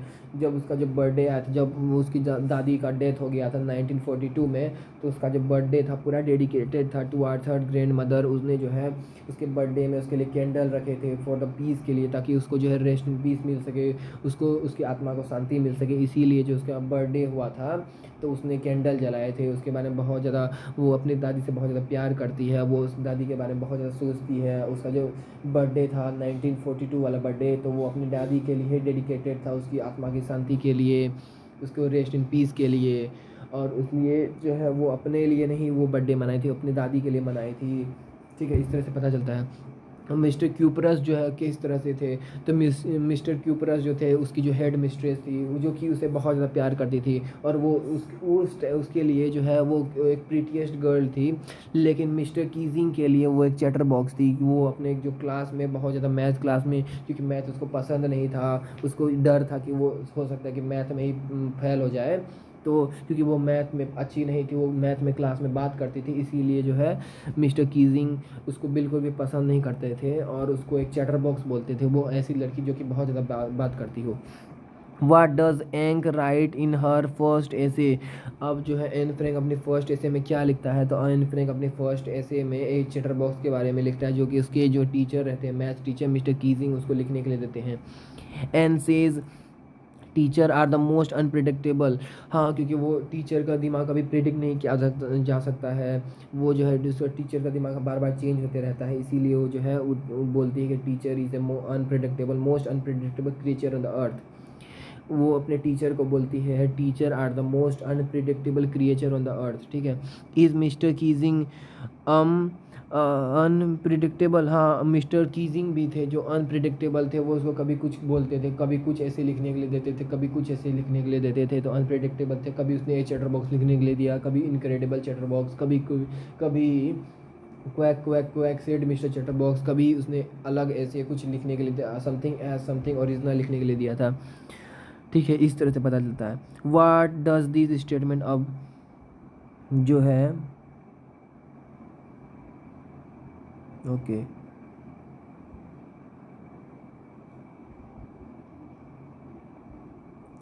वाट does this statement tell you about Anne Frank as a person, अब जो है एन फ्रैंक की पर्सनैलिटी के बारे में क्या बताया जाता है वो बताना है।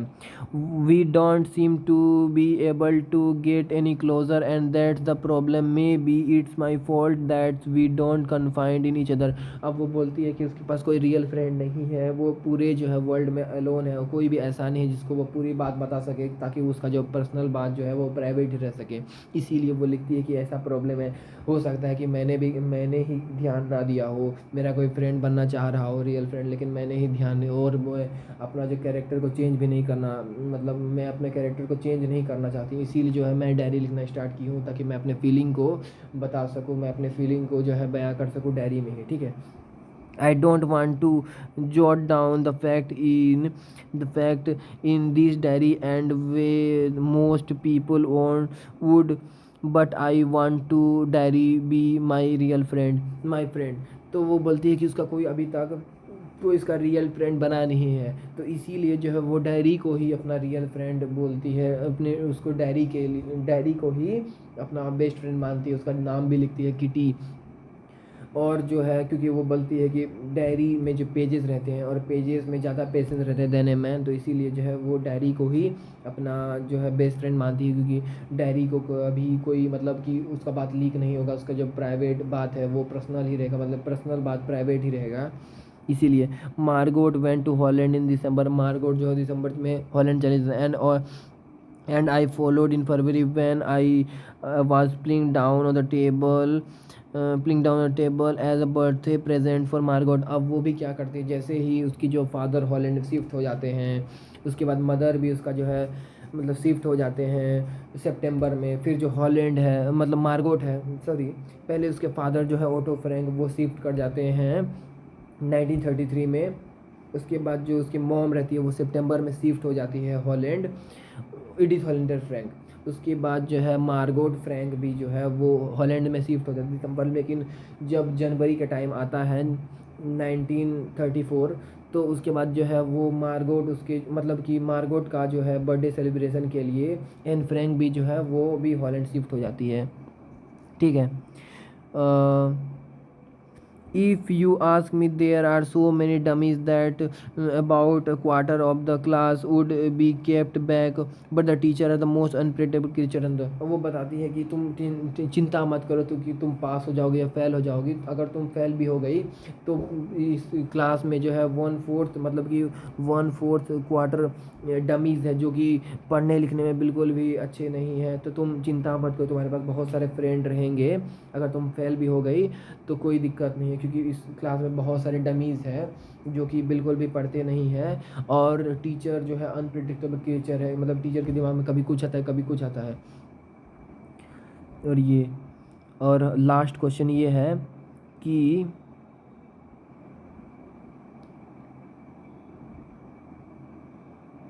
last question, anyone would ramble on and give big space between the word, but the trick was to complete it with convincing argument prove necessary to of talking। अगर किसी को लेज़ी फील होता है तो वो क्या करते हैं कि एक वर्ड यहाँ लिखता है, फिर यहाँ लिखता है, फिर यहाँ लिखता है, और ऐसे करके वो अपना पूरा ऐसे कंप्लीट कर लेता है। अगर कोई लेज़ी फील होता है, उसके पास एनर्जी नहीं रहता है, तो वो क्या करता है कि गैप दे देता है, मतलब बहुत ज़्यादा बीच बीच में लार्ज गैप देता है, लार्ज बिग स्पेस जो दे देता है वर्ड्स के बीच में, ताकि जो है उसका ऐसा लगे कि वो उसने पूरा सब कुछ कंप्लीट किया है, उसका जो है पूरा पेज भरा हुआ है।